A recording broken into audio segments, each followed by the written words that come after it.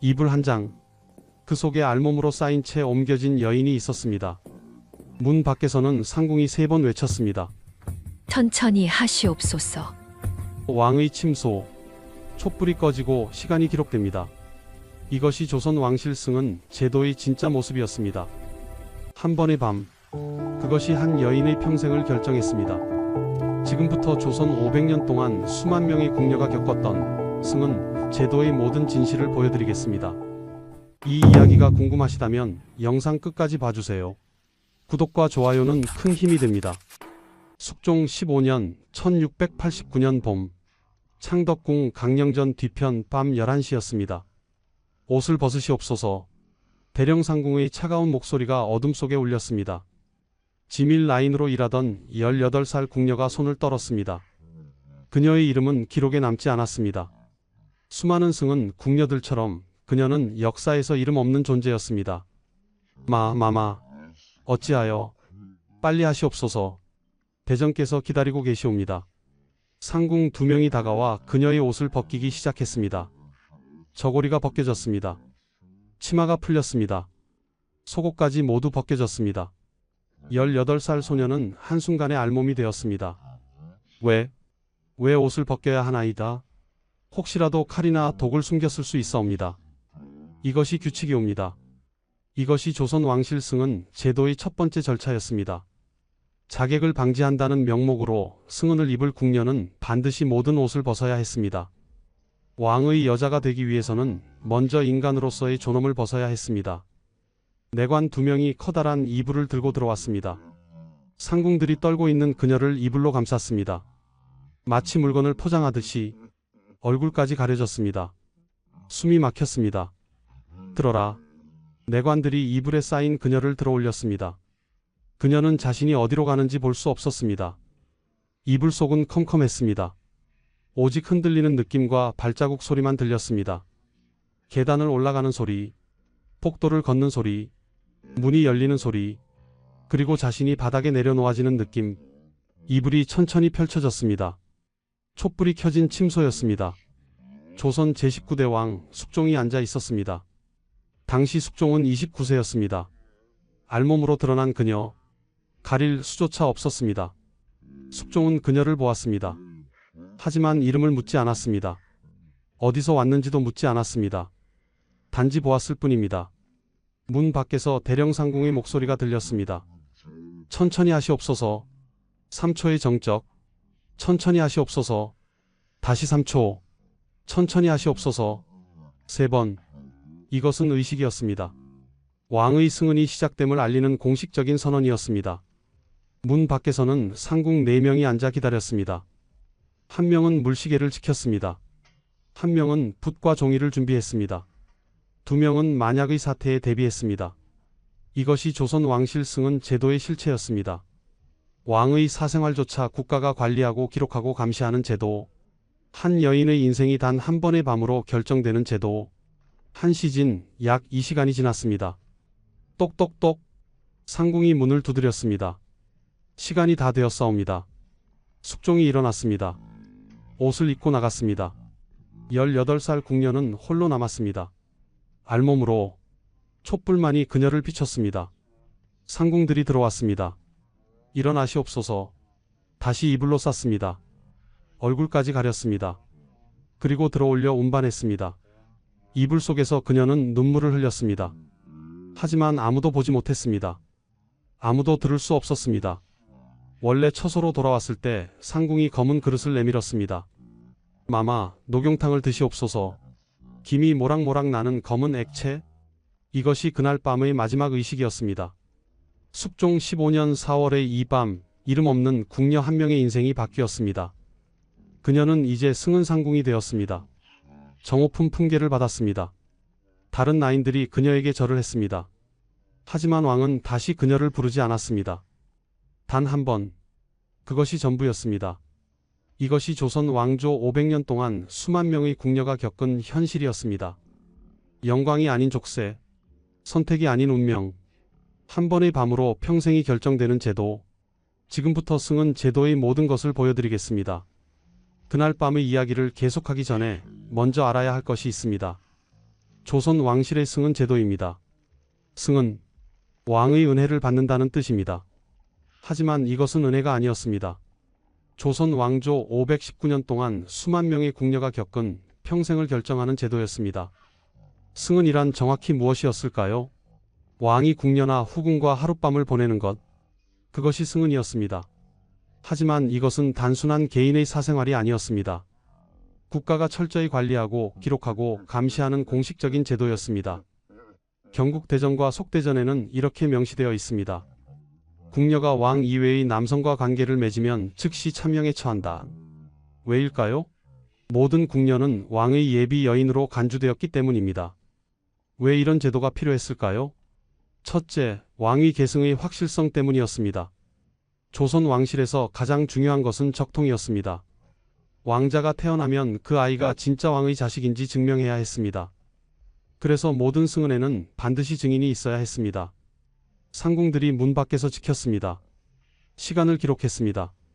증거를 남겼습니다. 승정원 일기에는 이렇게 기록됩니다. 년 월 1 대전께서를 승은하시다.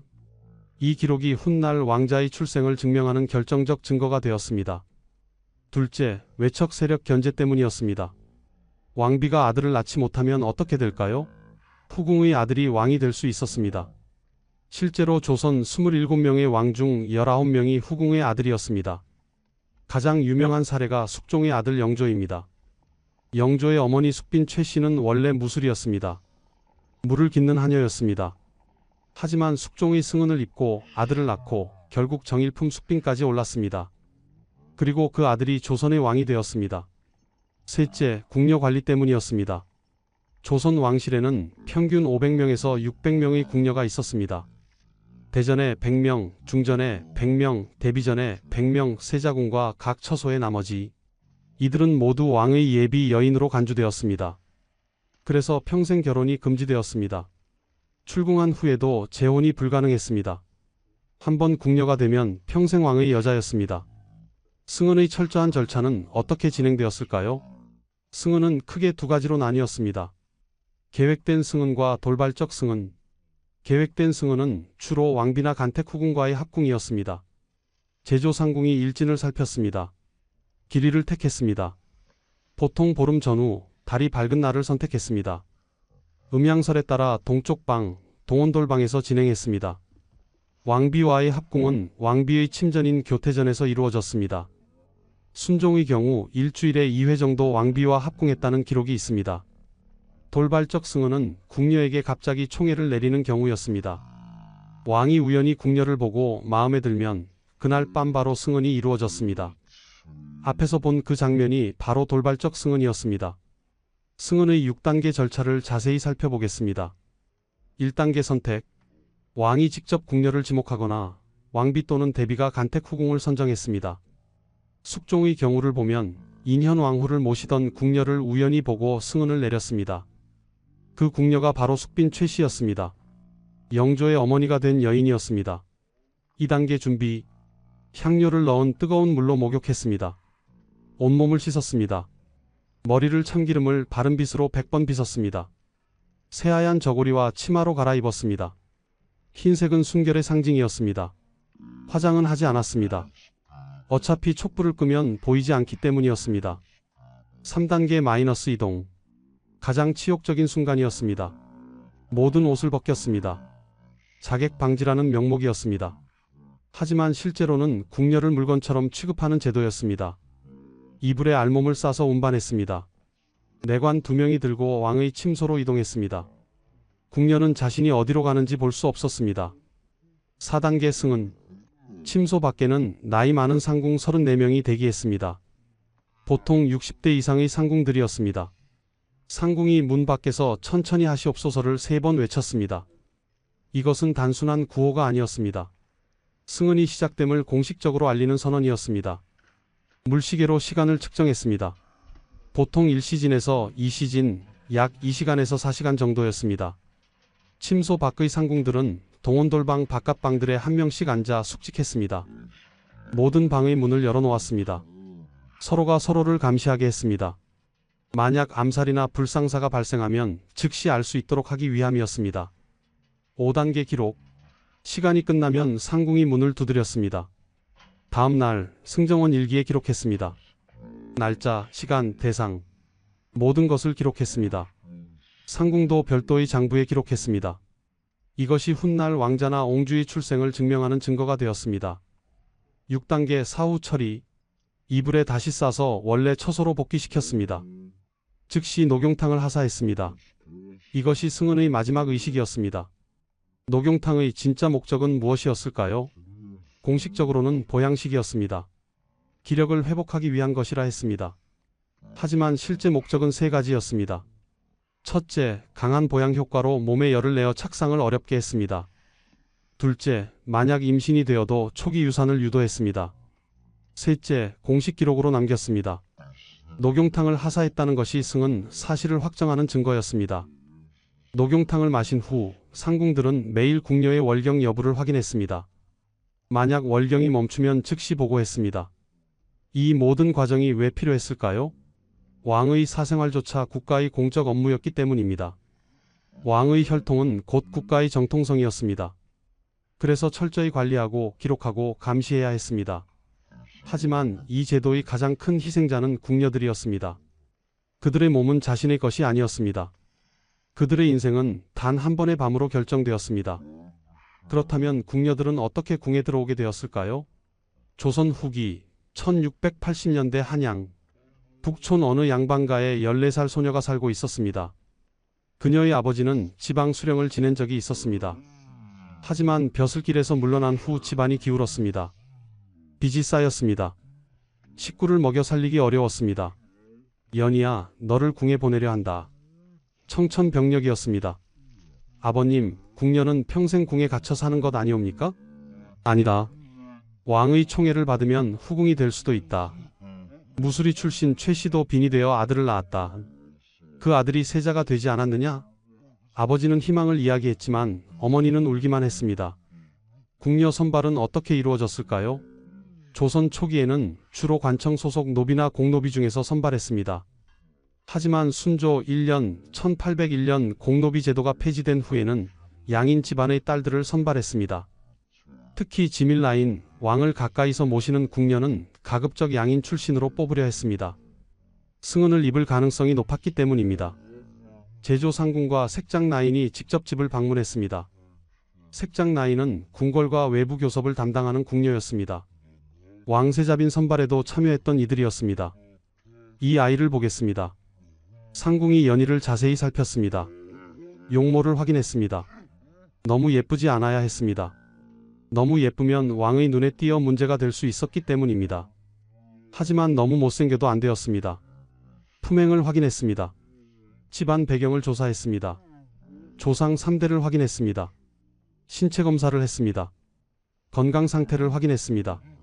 병이 있거나 장애가 있으면 선발되지 않았습니다.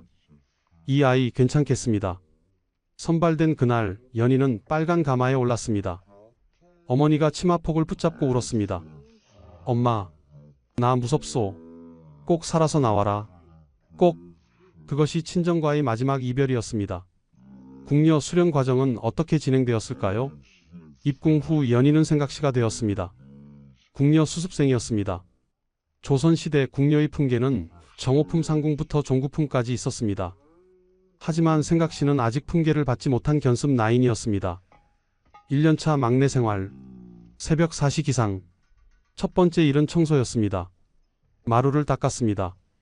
방을 쓸었습니다. 빨래를 했습니다. 심부름을 했습니다. 선배 나인들의 시중을 들었습니다. 상궁들의 방자 역할을 했습니다. 하루 18시간을 일했습니다. 밤 11시에야 잠들 수 있었습니다. 2년차 기술 습득, 바느질을 배웠습니다. 궁중의복은 매우 정교했습니다. 한 땀 한 땀 정성을 들여야 했습니다. 음식 준비를 보조했습니다. 소주방에서 선배들을 도왔습니다. 궁중 예절을 배웠습니다. 말투, 걸음걸이, 절하는 방법, 모든 것이 엄격했습니다. 3년차 전문 분야 배정. 연희는 왕비전 지밀라인으로 선발되었습니다. 지밀라인, 왕이나 왕비를 가장 가까이서 모시는 궁녀였습니다. 신변 보호와 기거, 잠자리, 음식, 의복에 이르기까지 모든 시중을 들어야 했습니다. 한시도 주인의 곁을 비울 수 없었습니다. 4년차 본격적인 시녀 업무. 이제 연희는 정식 라인이 되었습니다. 종구품 품계를 받았습니다. 왕비전 지밀 라인으로서의 일과를 살펴보겠습니다. 새벽 4시 기상. 왕비보다 먼저 일어나야 했습니다. 세수물을 준비했습니다. 온도를 정확히 맞췄습니다. 너무 뜨겁지도 차갑지도 않게. 왕비가 기상하면 의복을 준비했습니다. 날씨와 일정에 맞는 옷을 골랐습니다. 아침 수라를 준비했습니다. 소주방에서 만든 음식을 왕비전으로 옮겼습니다. 왕비가 식사하는 동안 곁에서 시중을 들었습니다. 낮에는 왕비를 따라다니며 시중을 들었습니다. 왕비가 가는 곳마다 따라갔습니다. 밤에는 침전을 정리했습니다. 이불을 펼쳤습니다. 밤새 문 밖에서 대기했습니다. 밤 11시 취침. 하지만 왕비가 부르면 언제든 일어나야 했습니다. 궁녀의 보수는 어땠을까요? 속대전에 따르면 나이는 한 달에 쌀 7두 5승, 콩 6두에서 1두 5승, 북어 10마리에서 13마리를 받았습니다. 1년에 명주와 무명 각 1필, 여름에는 배와 모시도 하사되었습니다. 식생활은 궁중에서 해결되었습니다. 따라서 이 보수는 친정 부모와 형제들에게 보탬이 되었습니다. 순종 연간의 기록을 보면 궁녀의 월급을 현재 화폐 가치로 환산하면 약 150만 원 정도였습니다. 하지만 이것이 전부였을까요? 아니었습니다. 궁녀의 현실은 매우 가혹했습니다. 평생 결혼이 금지되었습니다. 친정 식구도 자주 만날 수 없었습니다. 한 달에 한 번 정도만 소식을 들을 수 있었습니다. 왕과 왕비가 승하하면 참최복을 입어야 했습니다. 부모와 동등한 관계로 여겨졌기 때문입니다. 3년상을 치러야 했습니다. 죄를 지으면 가혹한 처벌을 받았습니다. 세종 때 궁녀 내은이와 환관 손생이 몰래 언약식을 하다가 들통났습니다. 둘 다 참수되었습니다. 단종 때 궁녀 중비와 별감 부기가 비밀 연애를 하다가 발각되었습니다. 궁녀와 별감 삼쌍이 짝지어 비밀 연애를 했던 것으로 밝혀졌습니다. 단종이 감형해서 곤장을 맞고 관노와 관비가 되는 선에서 끝났습니다. 만약 단종의 자비가 없었다면 모두 참수되었을 것입니다. 연희는 4년 동안 이렇게 살았습니다. 왕을 몇 번 보았습니다. 하지만 왕은 그녀를 본 적이 없었습니다. 지밀 라인은 투명인간 같은 존재였습니다. 그런데 1689년 봄, 그날이 왔습니다. 숙종 15년 1689년 봄, 낮 2시였습니다. 창덕궁 왕비전 2년 왕후의 처소였습니다. 연희야, 오늘 대청소를 해라. 제조상궁의 지시로 연희는 대청마루를 쓸고 있었습니다. 18세가 된 연희는 이제 숙련된 지밀 라인이었습니다. 그때였습니다. 대전 납시옵니다. 왕이 왕비를 찾아왔습니다. 숙종 29세, 재위 15년째였습니다. 이미 장희빈과의 갈등으로 복잡한 시기를 보내고 있었습니다. 연희는 급히 비켜서서 엎드렸습니다. 이것이 규칙이었습니다. 왕이 지나가면 모든 궁녀는 엎드려야 했습니다. 숙종이 지나갔습니다. 그리고 멈췄습니다. 저 궁녀는 누구냐? 순간 연희의 심장이 멎는 듯 했습니다. 지밀 라인 연희라 하옵니다. 얼굴을 들어보거라. 연희는 천천히 고개를 들었습니다. 숙종과 눈이 마주쳤습니다. 단 3초. 숙종이 다시 걸어갔습니다. 왕비전으로 들어갔습니다. 연희는 다시 마루를 쓸었습니다. 손이 떨렸습니다. 방금 무슨 일이 있었던 것일까? 하지만 그것으로 끝이라고 생각했습니다. 그날 저녁 6시였습니다. 제조상궁이 연희를 불렀습니다. 연희야, 이리 오너라. 상궁의 표정이 심상치 않았습니다. 오늘 밤 대전께서 너를 부르신다. 그 순간 연희의 머릿속이 하얘졌습니다. 마마, 무슨 말씀이신지. 승은이다. 네가 오늘 밤 대전의 승은을 입게 되었다. 연희는 그 자리에 주저앉을 뻔했습니다. 저는 준비 따위는 필요 없다. 대전의 명이시다. 준비가 시작되었습니다. 상궁 2명이 연희를 데리고 목욕탕으로 갔습니다. 옷을 벗어라. 향료를 넣은 뜨거운 물이 준비되어 있었습니다. 연희는 옷을 벗었습니다. 상궁들이 연희의 온몸을 씻겼습니다. 머리부터 발끝까지, 손톱, 발톱까지 깨끗이 했습니다. 한 시즌이 걸렸습니다. 머리를 빗겠다. 참기름을 바른 빗으로 머리를 100번 빗었습니다. 머리카락이 윤이 났습니다. 옷을 입어라. 새하얀 저고리와 치마. 아무런 장식도 없는 옷이었습니다. 화장은 하지 않나이까? 필요 없다. 어차피 촛불을 끄면 보이지 않는다. 그 말에 연희는 섬뜩함을 느꼈습니다. 해가 완전히 지고 밤 11시가 되었습니다. 가자. 상궁들이 연희를 데리고 작은 방으로 갔습니다. 옷을 벗으시옵소서. 왜 또 옷을? 규칙이 옵니다. 모든 승은 궁녀가 거치는 절차이 옵니다.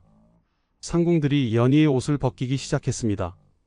저고리가 벗겨졌습니다. 치마가 풀렸습니다. 속옷까지 모두 벗겨졌습니다. 연희는 알몸이 되었습니다. 혹시라도 칼이나 독을 숨겼을 수 있어옵니다. 이것이 규칙이 옵니다. 내관 2명이 커다란 이불을 들고 들어왔습니다. 상궁들이 연희를 이불로 감쌌습니다. 얼굴까지 가렸습니다. 숨이 막혔습니다. 들어라. 내관들이 이불에 쌓인 연희를 들어 올렸습니다. 이것이 조선 왕실승은 제도의 실제 모습이었습니다. 왕이 혹시 모를 자객을 방지한다는 명목. 하지만 실제로는 궁녀를 물건처럼 취급하는 제도였습니다. 연희는 이불 속에서 아무것도 볼 수 없었습니다. 오직 흔들리는 느낌과 발자국 소리만 들렸습니다. 계단을 올라가는 소리, 폭도를 걷는 소리, 문이 열리는 소리, 그리고 자신이 바닥에 내려놓아지는 느낌. 숙종의 침소 강령전이었습니다. 이불이 천천히 펼쳐졌습니다. 촛불이 켜진 침소. 숙종이 앉아 있었습니다. 알몸으로 드러난 연희. 가릴 수조차 없었습니다. 숙종은 그녀를 보았습니다. 하지만 말을 걸지 않았습니다. 이름도 다시 묻지 않았습니다. 어디서 왔는지도 묻지 않았습니다. 단지 보았을 뿐입니다. 문 밖에서 대령상궁의 목소리가 들렸습니다. 천천히 하시옵소서. 3초의 정적. 천천히 하시옵소서. 다시 3초. 천천히 하시옵소서. 3번. 이것은 의식이었습니다. 문 밖의 상황을 살펴보겠습니다. 대령상궁 4명이 침소 바로 밖방에 앉아 있었습니다. 한 명은 물시계를 지켰습니다. 모래가 떨어지는 것을 보며 시간을 측정했습니다. 한 명은 붓과 종이를 준비했습니다. 기록해야 했습니다. 날짜, 시간, 대상. 2명은 만약의 사태에 대비했습니다. 암살 시도, 위급 상황. 언제든 대응할 수 있도록 대기했습니다. 문은 얇았습니다. 안의 소리가 다 들렸습니다. 하지만 상궁들은 표정 하나 바꾸지 않고 앉아 있었습니다. 그들에게 이것은 일상이었습니다. 동원돌방을 제외한 모든 방의 문을 열어놓았습니다. 서로가 서로를 감시하게 했습니다. 침소 안에서는 어떤 일이 벌어졌을까요? 실록에는 기록되지 않았습니다. 사관이 침소까지 따라갈 수 없었기 때문입니다. 하지만 조선 말기 생존한 궁녀들의 증언을 통해 추정할 수 있습니다. 왕은 궁녀를 물건처럼 다루었습니다. 대화는 없었습니다. 감정도 없었습니다. 단지 의무를 수행할 뿐이었습니다. 연희는 공포에 떨었습니다. 이것이 자신이 꿈꾸던 궁중 생활이 아니었습니다. 이것은 영광이 아니었습니다. 1시 약 2시간이 지났습니다. 똑똑똑. 상궁이 문을 두드렸습니다. 시간이 다 되었사옵니다. 숙종이 일어났습니다. 옷을 입었습니다. 그리고 나갔습니다. 연희에게 마지막 말 한마디도 없었습니다. 연희는 홀로 남았습니다. 알몸으로. 촛불만이 그녀를 비췄습니다. 잠시 후 상궁들이 들어왔습니다. 일어나시옵소서. 다시 이불로 쌌습니다. 얼굴까지 가렸습니다. 그리고 들어올려 운반했습니다. 이불 속에서 연희는 눈물을 흘렸습니다. 하지만 아무도 보지 못했습니다. 아무도 들을 수 없었습니다. 원래 처소로 돌아왔을 때는 새벽 1시였습니다. 상궁이 검은 그릇을 내밀었습니다. 마마, 녹용탕을 드시옵소서. 김이 모락모락 나는 검은 액체? 쓴맛이 입안 가득 퍼졌습니다. 이것은 무엇이옵니까? 대전께서 하사하신 보양식이옵니다. 몸을 보하기 위함이옵니다. 연희는 떨리는 손으로 마셨습니다. 그날 밤이 끝났습니다. 단 한 번의 밤. 그것이 연희의 전부가 되었습니다. 다음 날 아침 연희는 달라져 있었습니다. 승은 상궁마마 납시옵니다. 다른 나인들이 그녀에게 절을 했습니다. 어제까지만 해도 같은 나인이었던 그녀에게 승은 상궁, 왕의 승은을 입은 상궁. 하룻밤 사이에 연희는 종구품 나인에서 정오품 상궁이 되었습니다. 6계급이 올랐습니다. 일반 궁녀가 상궁이 되려면 최소 15년이 걸렸습니다. 하지만 승은 상궁은 단 하룻밤에 상궁이 되었습니다. 승은 상궁의 특별 대우는 어땠을까요? 모든 업무에서 해방되었습니다. 더 이상 청소도 빨래도 심부름도 하지 않았습니다. 따로 처소를 받았습니다. 작지만 독립된 공간이었습니다. 방자와 취반비를 둘 수 있었습니다. 다른 궁녀가 그녀의 시중을 들었습니다. 월급도 올랐습니다. 상궁의 녹봉을 받았습니다. 쌀 16두 5승, 콩 5두, 북어 80마리, 후궁의 복장을 입을 수 있었습니다. 비록 후궁은 아니었지만 승은을 입었기에 특별한 대우를 받았습니다. 하지만 연희는 행복하지 않았습니다. 감시가 시작되었기 때문입니다. 승은 다음 날부터 대령상궁이 매일 연희를 찾아왔습니다. 마마, 몸은 괜찮으시옵니까? 예, 괜찮사옵니다. 월경이 시작되었나이까? 연희는 얼굴이 붉어졌습니다. 이런 질문을 매일 받아야 했습니다. 아직이옵니다. 알겠사옵니다. 상궁은 장부에 기록했습니다. 날짜, 연희의 상태, 월경 여부. 이것이 매일 반복되었습니다.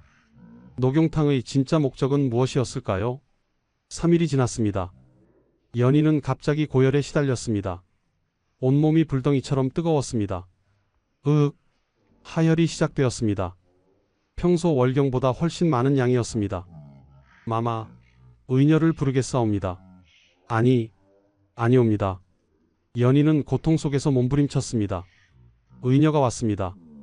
진맥을 했습니다. 몸조리를 잘못하셨나 보옵니다. 며칠 쉬시면 괜찮아지실 것입니다. 하지만 연희는 의심했습니다. 이것이 정말 몸조리 때문일까? 녹용탕의 실제 효과는 무엇이었을까요? 녹용은 강한 보양 효과가 있습니다. 몸에 열을 냅니다. 기력을 회복시킵니다. 하지만 동시에 자궁 수축을 유발할 수 있습니다. 착상을 어렵게 만들 수 있습니다. 조선 왕실은 이것을 알고 있었습니다. 공식적으로는 보양식이라 했습니다. 하지만 실제로는 세 가지 목적이 있었습니다. 첫째, 임신을 방지했습니다. 모든 승은 궁녀가 임신할 수는 없었습니다. 왕실의 혈통 관리를 위해서였습니다.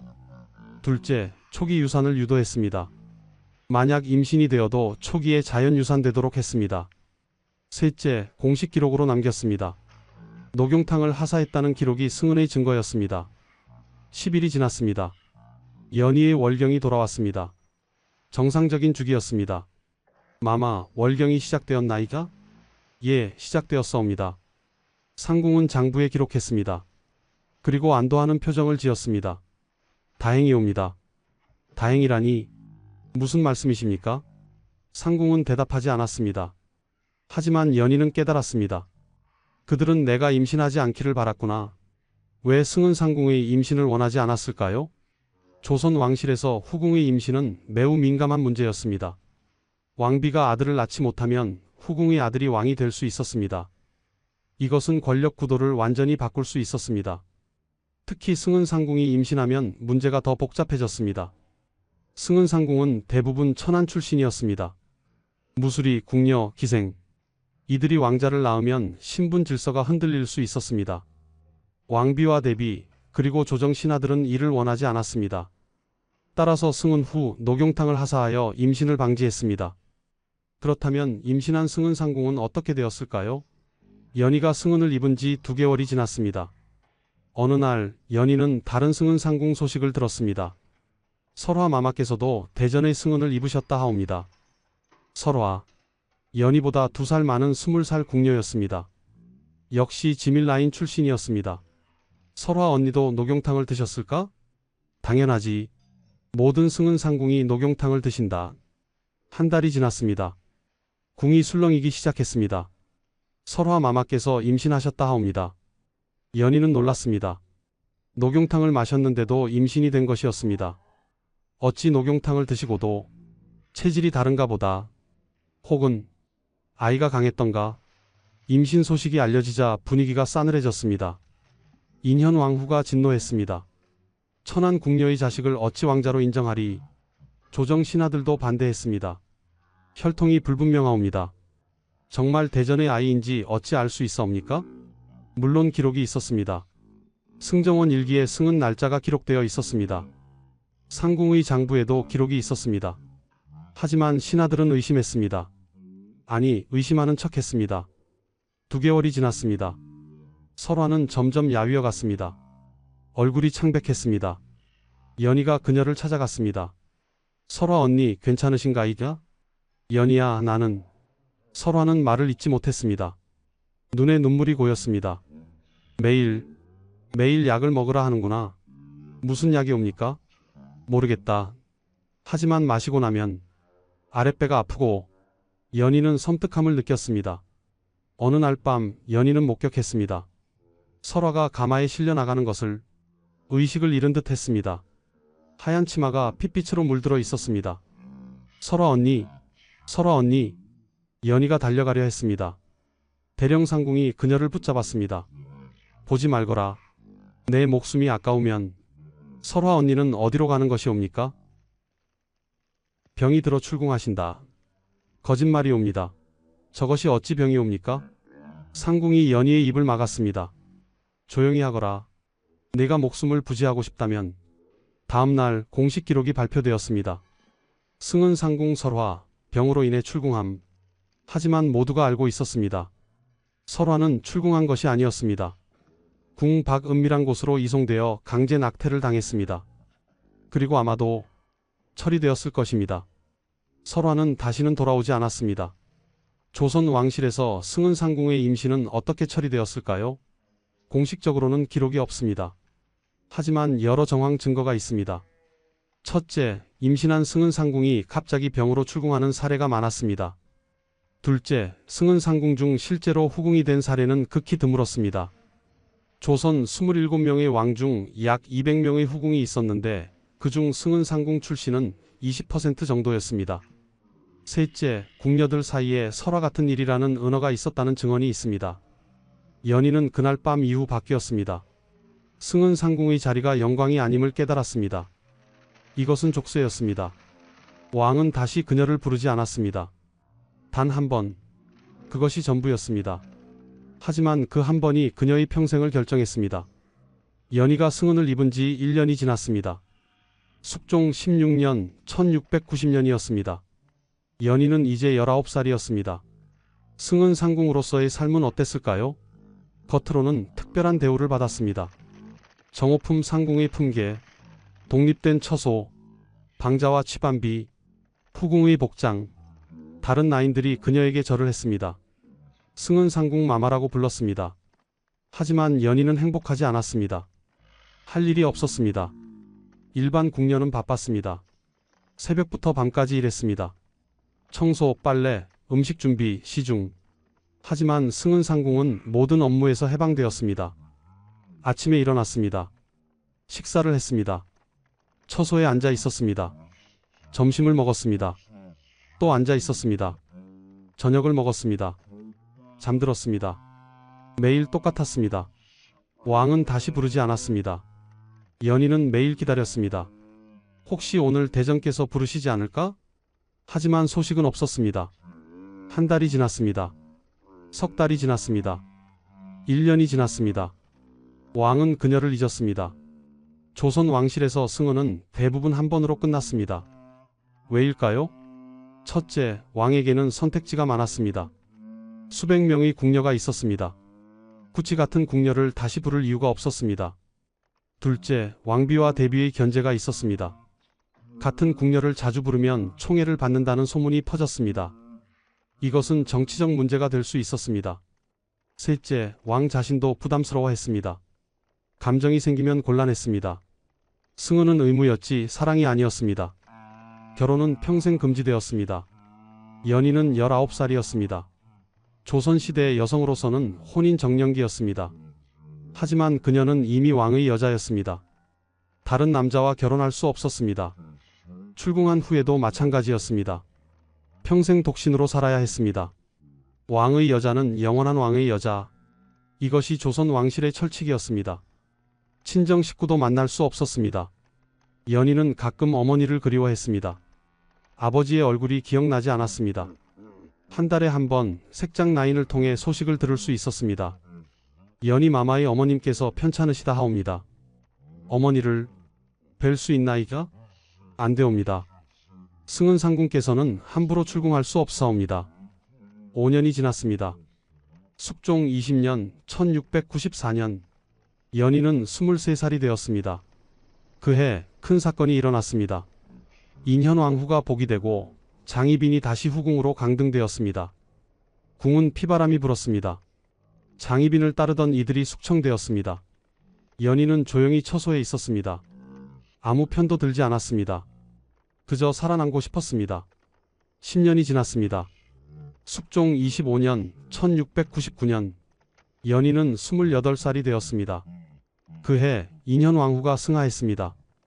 연희는 3년상을 치러야 했습니다. 참최복을 입었습니다. 머리를 풀었습니다. 매일 빈전에 가서 곡했습니다. 15년이 지났습니다. 숙종 30년 1704년 연희는 33살이 되었습니다. 어느 날 제조상궁이 연희를 불렀습니다. 연희마마, 나이가 많으시니 출궁을 준비하시옵소서. 출궁, 궁을 떠나는 것이었습니다. 연희는 놀랐습니다. 기뻤습니다. 하지만 동시에 두려웠습니다. 나는 이제 어디로 가야 하나? 조선 왕실에서 궁녀의 출궁은 어떻게 이루어졌을까요? 궁녀는 보통 50대에서 60대에 출궁했습니다. 나이가 많거나 병이 들면 더 일찍 출궁할 수도 있었습니다. 출궁하는 이유는 명확했습니다. 왕실 구성원 외에는 궁 안에서 죽을 수 없었기 때문입니다. 늙거나 병들어 곧 죽을 것 같은 궁녀는 모두 출궁시켰습니다. 연희의 경우는 조금 달랐습니다. 33살, 아직 젊었습니다. 하지만 승은 상궁으로서 15년을 보냈습니다. 더 이상 쓸모가 없다고 판단한 것이었습니다. 출궁 절차는 간단했습니다. 제조상궁이 출궁 명령을 전달했습니다. 연희는 짐을 쌌습니다. 많지 않았습니다. 옷 몇 벌, 이불 하나, 작은 괴짝 하나. 15년 동안 모은 녹봉이 있었습니다. 금액으로 환산하면 약간의 돈이 되었습니다. 신무문을 통해 궁을 나갔습니다. 뒷문이었습니다. 궁녀는 정문으로 나갈 수 없었습니다. 연희는 어디로 갔을까요? 서울 은평구 가련동 수국사 근처. 그곳에는 궁말길이라는 골목이 있었습니다. 궁녀들이 모여 사는 곳이었습니다. 출궁한 궁녀들, 특히 승은 상궁들이 모여 살았습니다. 왜 그들은 함께 모여 살았을까요? 첫째, 갈 곳이 없었습니다. 친정은 이미 오래전에 연락이 끊겼습니다. 결혼도 할 수 없었습니다. 둘째, 세상이 낯설었습니다. 10년, 20년을 궁에서 살았던 그들에게 바깥 세상은 너무 달랐습니다. 셋째, 서로를 이해했습니다. 같은 경험을 한 사람들끼리 위로가 되었습니다. 궁말길의 삶은 어땠을까요? 작은 집들이 모여 있었습니다. 한 집에 23명의 전 궁녀들이 함께 살았습니다. 낮에는 바느질을 했습니다. 궁중에서 배운 솜씨로 옷을 만들어 팔았습니다. 저녁이 되면 함께 모였습니다. 오늘은 인현왕후 기일이구나. 벌써 20년이 지났네. 그들은 궁을 그리워했습니다. 동시에 증오했습니다. 밤이 되면 창덕궁 방향을 바라봤습니다. 우리는 무엇이었을까?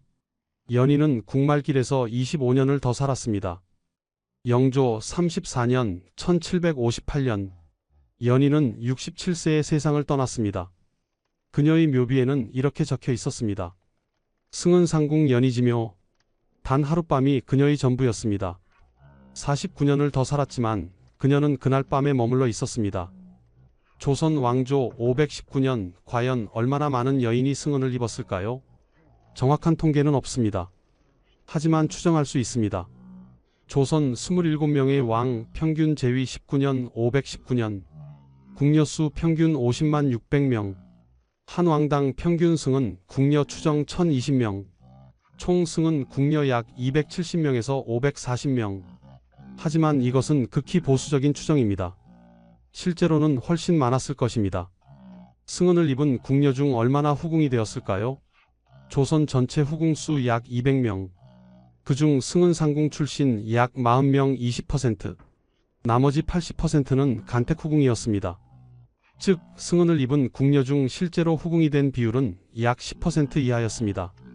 나머지 90%는 어떻게 되었을까요? 70% 임신 없이 평생 승은 상궁으로 살다 은퇴. 연희처럼 단 한 번의 승은 후 다시는 왕의 부름을 받지 못했습니다.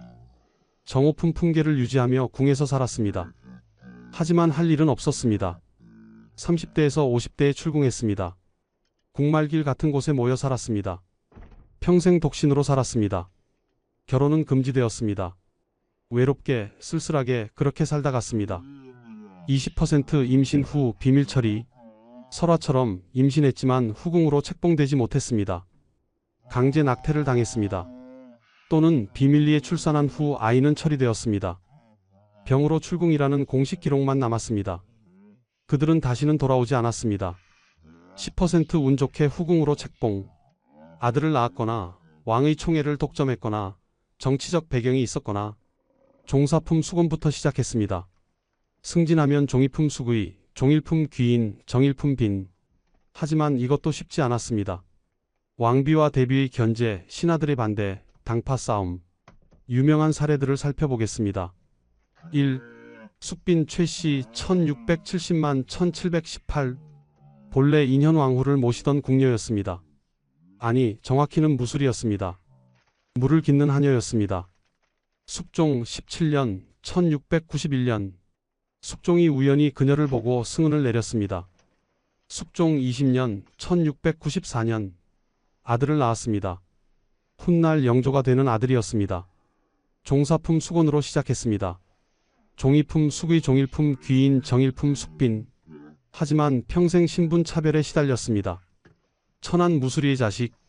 영조가 왕이 된 후에도 이 말은 영조를 평생 괴롭혔습니다. 2. 희빈 장씨 1659만 1701. 중인 역관 가문 출신으로 궁녀가 되었습니다. 숙종 6년 1680년. 숙종의 승은을 입었습니다. 당시 장씨는 21세, 숙종은 20세였습니다. 숙종 14년 1688년. 아들을 낳았습니다. 훗날 경종이 되는 아들이었습니다. 종사품 수건, 종이품 숙의, 종일품 귀인, 정일품 빈 왕비. 조선 역사상 유일하게 궁녀 출신으로 왕비가 된 여인이었습니다. 하지만 비극적 최후를 맞았습니다.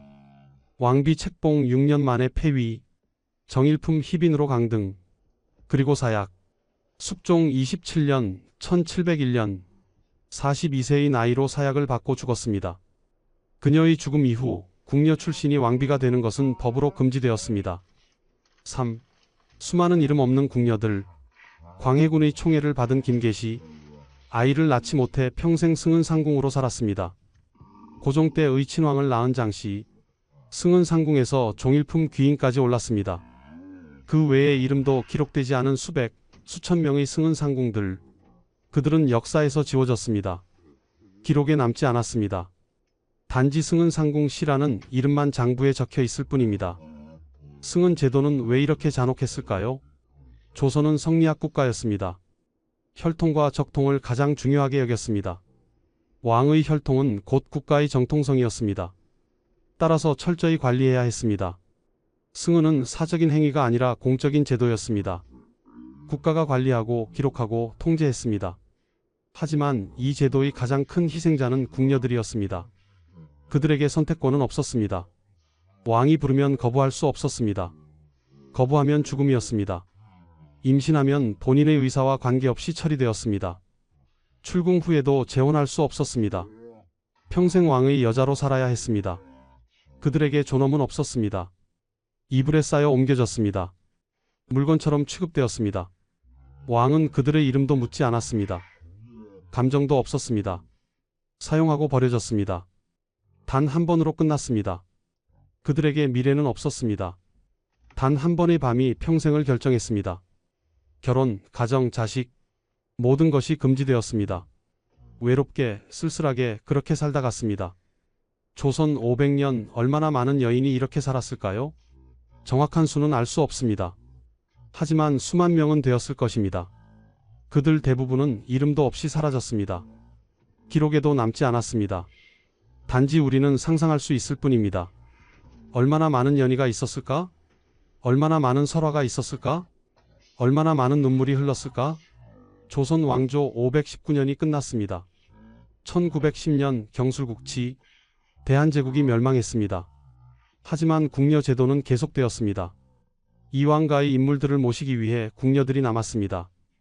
해방 후에도 일부 궁녀들은 옛 황실 인물들을 계속 모셨습니다. 1989년 마지막 궁녀 김순옥이 세상을 떠났습니다. 그녀와 함께 조선 궁녀의 역사도 끝났습니다.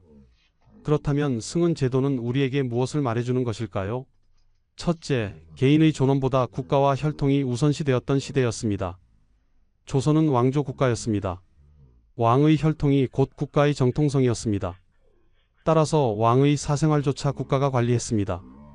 승은은 공적인 제도였습니다. 하지만 이 과정에서 궁녀들의 인권은 완전히 무시되었습니다. 그들은 인간이 아니라 도구였습니다. 왕의 혈통을 이을 수단이었습니다. 이불에 쌓여 옮겨지는 장면, 이것이 상징적으로 보여줍니다. 그들은 물건이었습니다. 둘째, 여성의 몸과 운명이 제도에 의해 철저히 통제되었던 사회였습니다. 궁녀들은 자신의 몸을 통제할 수 없었습니다. 임신 여부, 출산 여부, 모든 것이 국가에 의해 결정되었습니다. 녹용탕으로 임신을 방지했습니다. 임신하면 강제 낙태시켰습니다. 결혼도 금지되었습니다.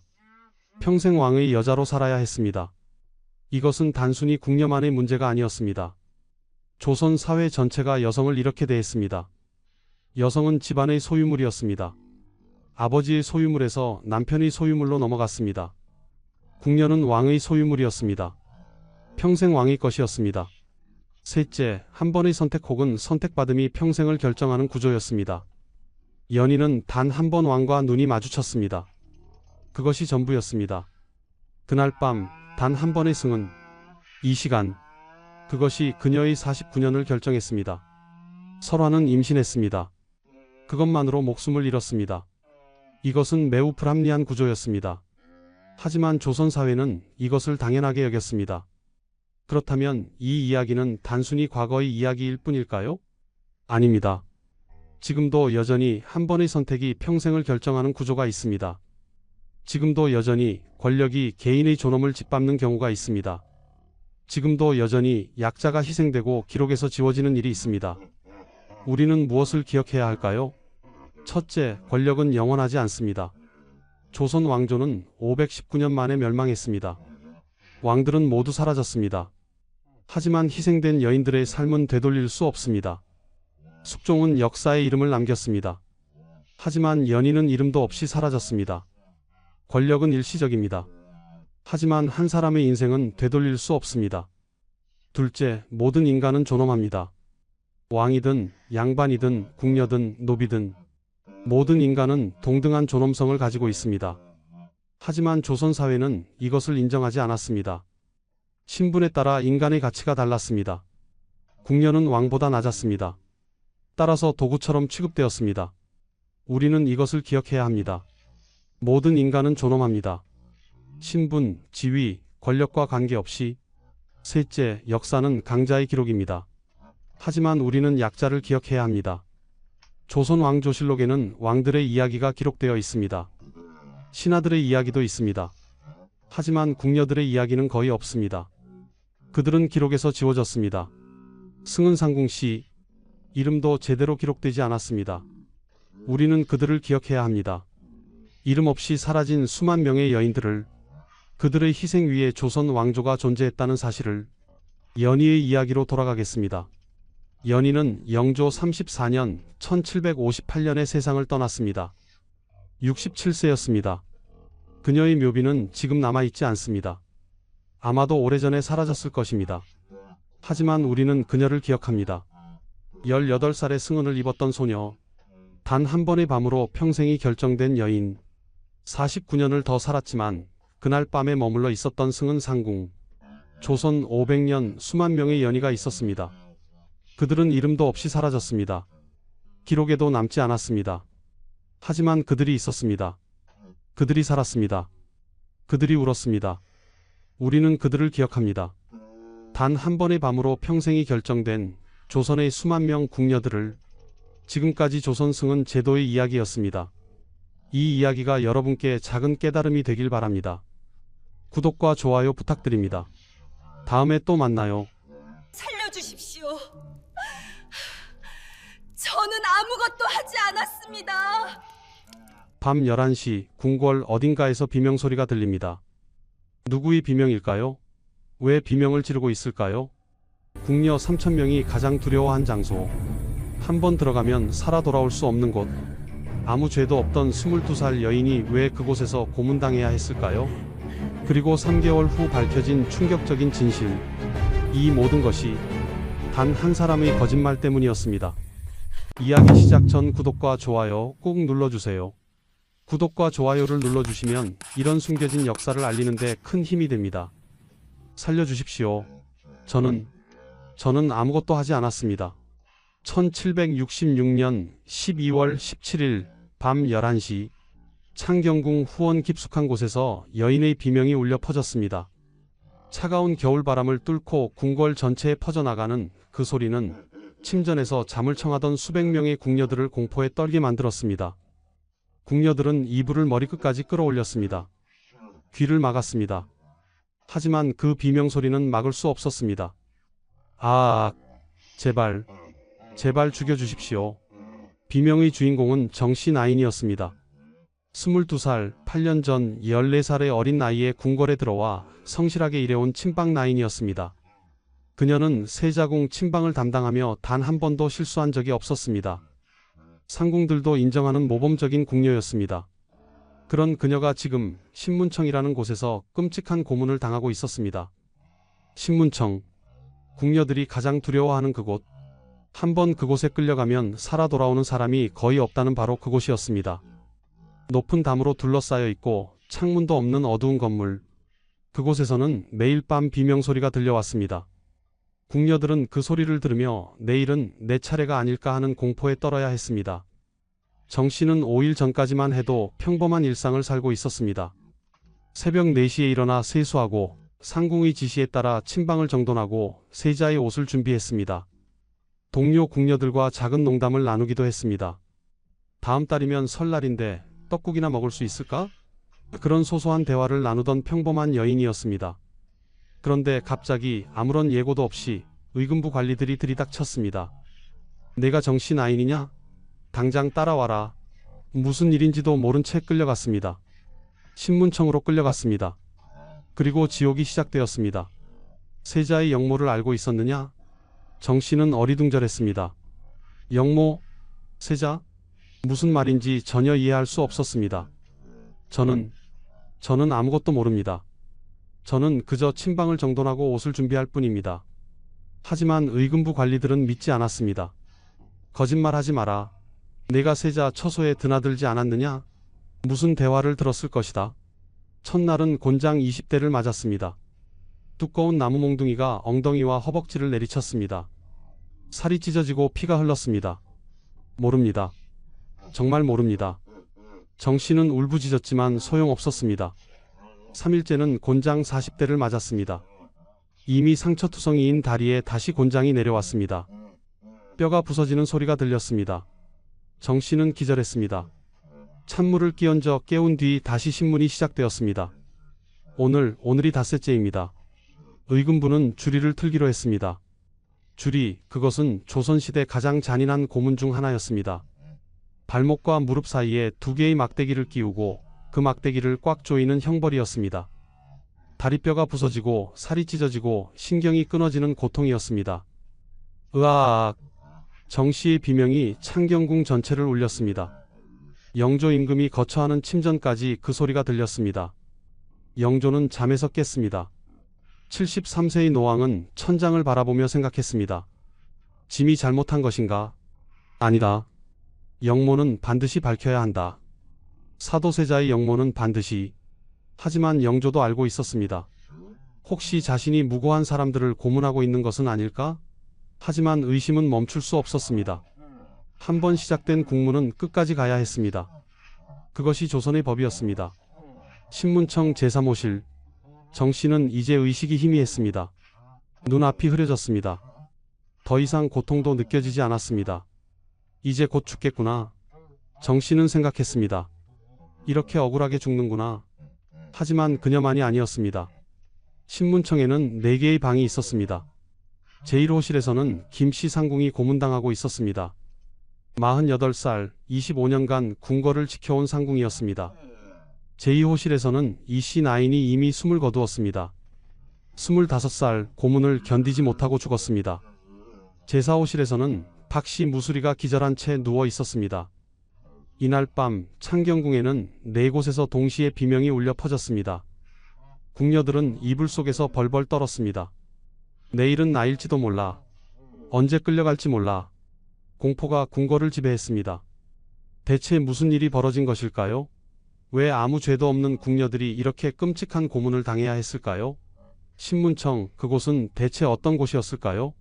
그리고 왜 조선시대 궁녀들은 그곳을 가장 두려워했을까요? 이것은 단순한 처벌이 아니었습니다.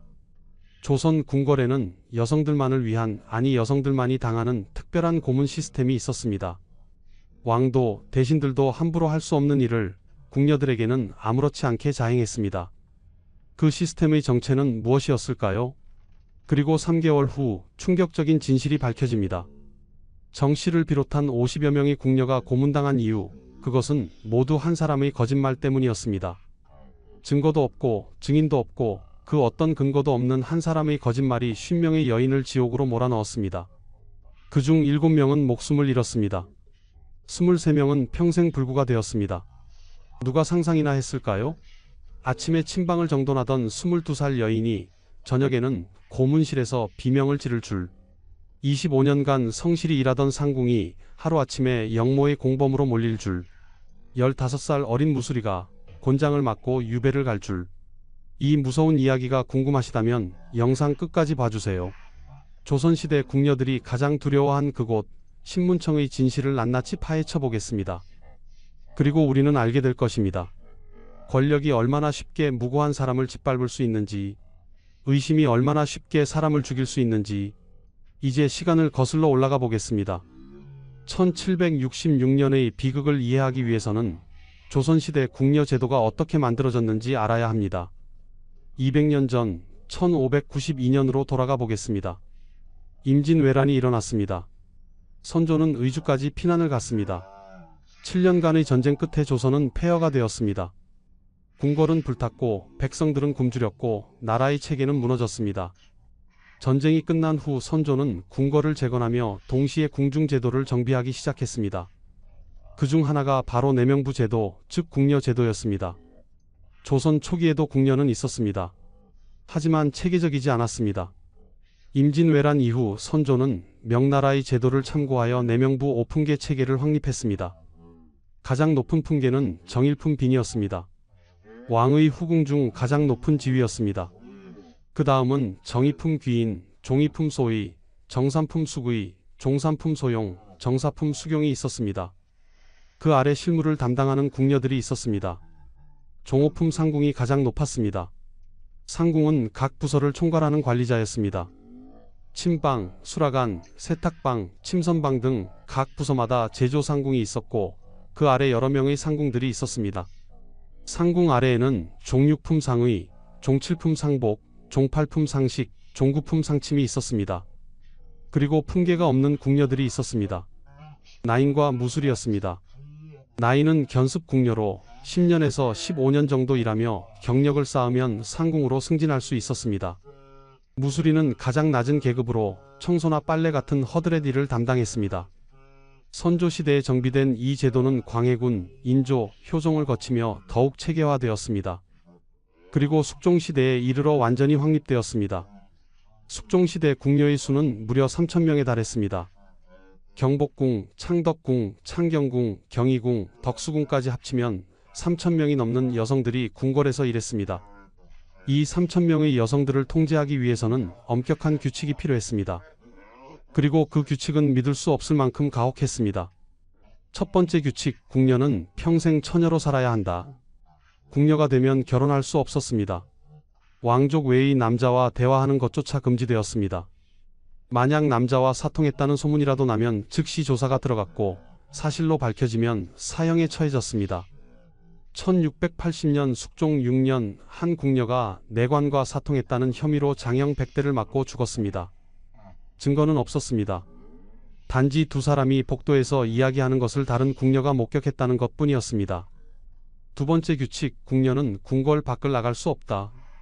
한번 궁궐에 들어오면 평생 그곳에서 살아야 했습니다. 부모가 아파도 형제가 죽어도 밖에 나갈 수 없었습니다. 특별한 경우에만, 그것도 왕의 특별 허가가 있어야만 잠깐 외출할 수 있었습니다. 1702년 숙종 28년 한 상궁이 아버지의 장례식에 참석하고 싶다고 간청했습니다. 30년간 궁궐에서 일한 상궁이었습니다. 하지만 허락되지 않았습니다. 궁녀는 밖을 나갈 수 없다는 규칙은 예외가 없었습니다. 세 번째 규칙, 작은 실수도 용납되지 않는다. 궁녀의 일은 완벽해야 했습니다. 왕의 수라에 머리카락 한 올이 들어가도 안 되었습니다. 왕의 옷에 실밥이 튀어나와도 안 되었습니다. 왕의 방 청소 중 물건을 떨어뜨려도 안 되었습니다. 이런 작은 실수 하나하나가 모두 처벌의 대상이었습니다.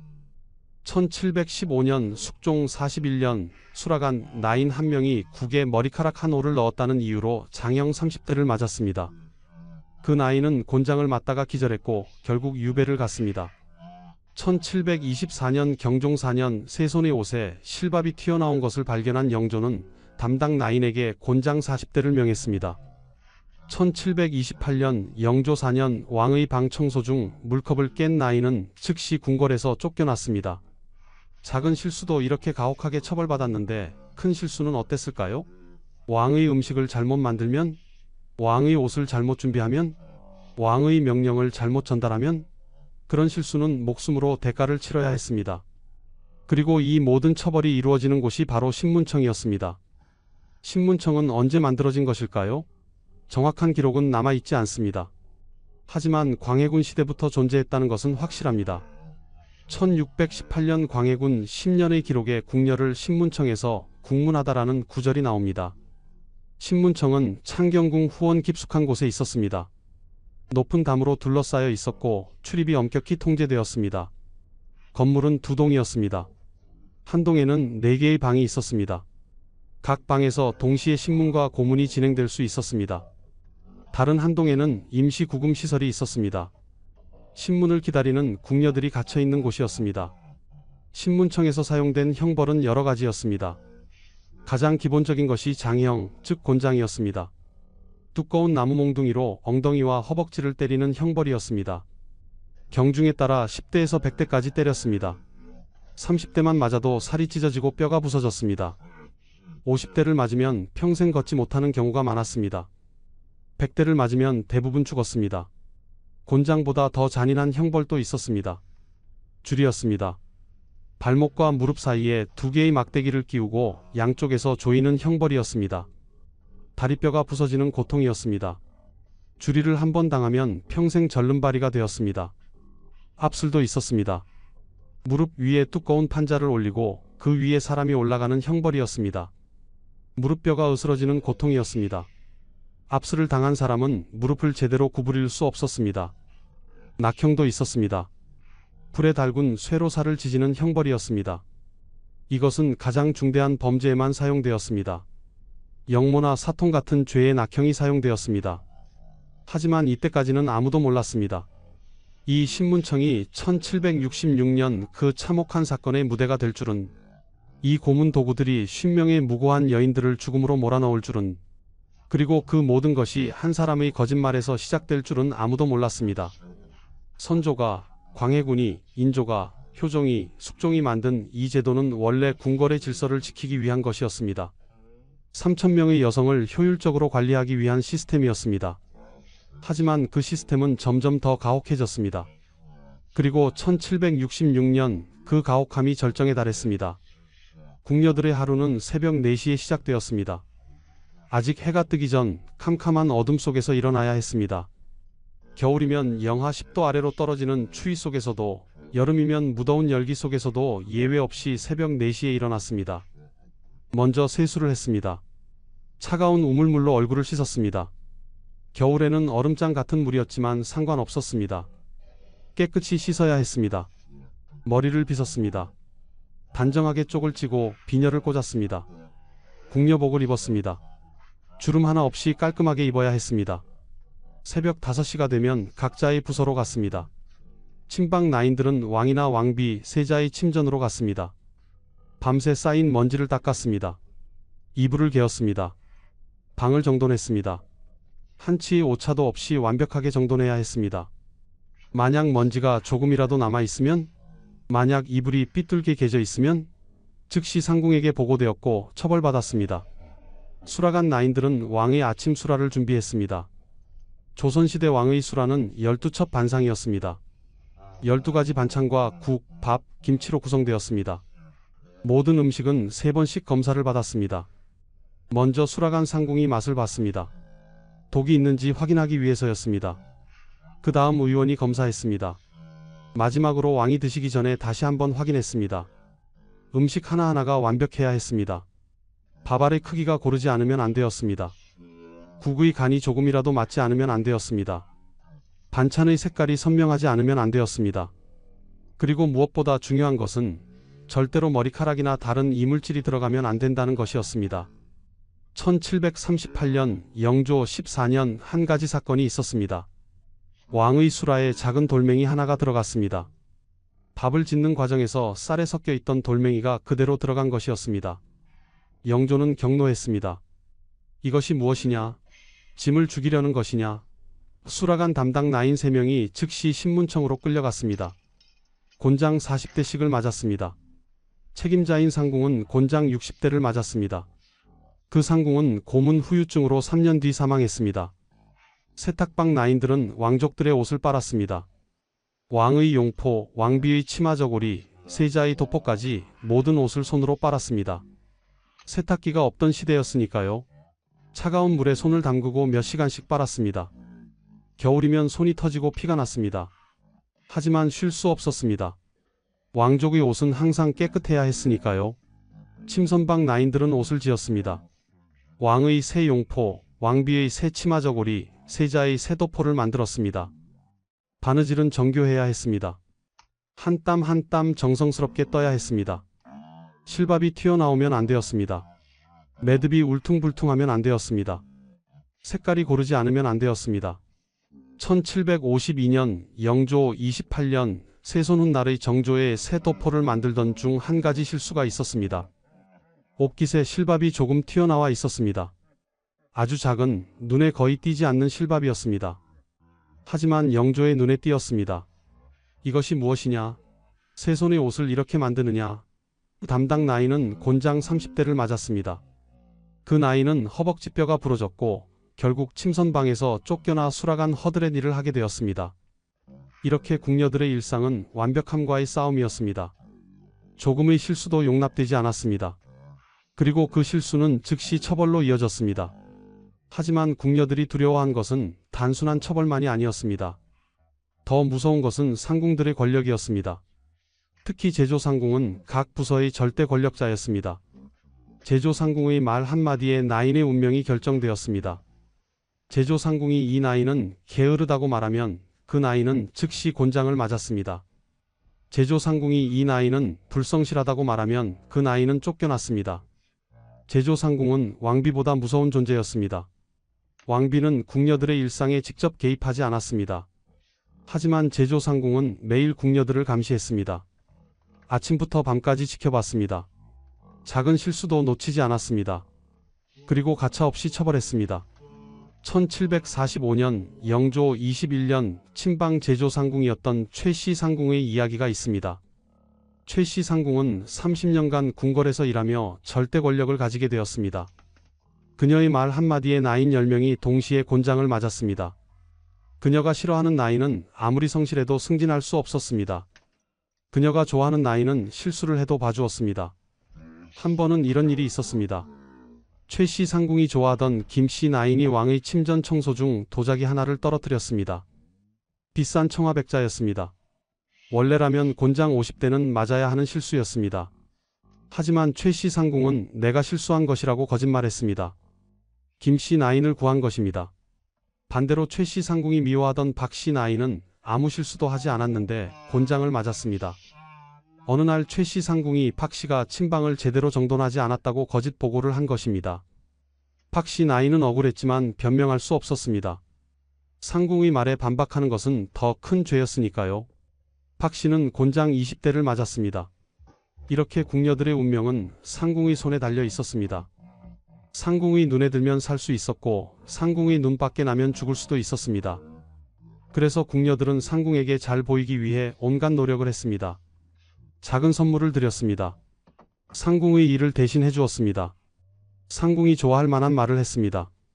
하지만 더 무서운 것이 있었습니다. 바로 밀고였습니다. 궁녀들은 서로를 감시하고 밀고했습니다. 동료가 실수하는 것을 보면 즉시 상궁에게 보고했습니다. 동료가 규칙을 어기는 것을 보면 즉시 고자질했습니다. 왜 그랬을까요? 자신이 살기 위해서였습니다. 다른 사람의 잘못을 고발하면 자신은 안전했으니까요. 오히려 포상을 받을 수도 있었으니까요. 1760년 영조 36년 한 가지 끔찍한 사건이 있었습니다. 수라간 나인이었던 정 씨와 이 씨는 친한 친구였습니다. 5년간 함께 일하며 서로를 의지했습니다. 힘들 때 서로 위로했고 기쁠 때 함께 웃었습니다. 그런데 어느 날 정 씨가 작은 실수를 했습니다. 왕의 수라에 사용할 생선을 고르다가 조금 신선하지 않은 생선을 골랐던 것입니다. 다행히 상궁이 발견해서 바꿨지만 만약 그대로 올라갔다면 큰일이 날 뻔했습니다. 이 씨는 알고 있었습니다. 정 씨의 실수를. 하지만 처음에는 말하지 않았습니다. 친구니까요. 그런데 며칠 후 이 씨 자신이 작은 실수를 했습니다. 수라간 청소를 제대로 하지 않았다는 것이었습니다. 상궁이 화를 냈습니다. 너는 게으르구나. 벌을 받아야겠다. 이 씨는 곤장을 맞을 위기에 처했습니다. 바로 그때 이 씨는 선택을 했습니다. 자신을 구하기 위해 친구를 밀고 한 것입니다. 상궁마마, 사실은 며칠 전 정 씨가 신선하지 않은 생선을 고른 적이 있습니다. 상궁은 놀랐습니다. 뭐, 그런 일이 있었단 말이냐? 즉시 조사가 들어갔고 정 씨는 곤장 40대를 맞았습니다. 정 씨는 이 씨를 원망했습니다. 우리가 친구 아니었나? 어떻게 나를? 하지만 이 씨는 대답했습니다. 미안해. 하지만 나도 살아야 했어. 그날 이후 두 사람은 서로 말을 하지 않았습니다. 아니, 할 수 없었습니다. 친구를 믿을 수 없는 곳, 그것이 궁궐이었습니다. 이렇게 궁녀들은 서로를 의심하고 감시하고 밀고하며 살았습니다.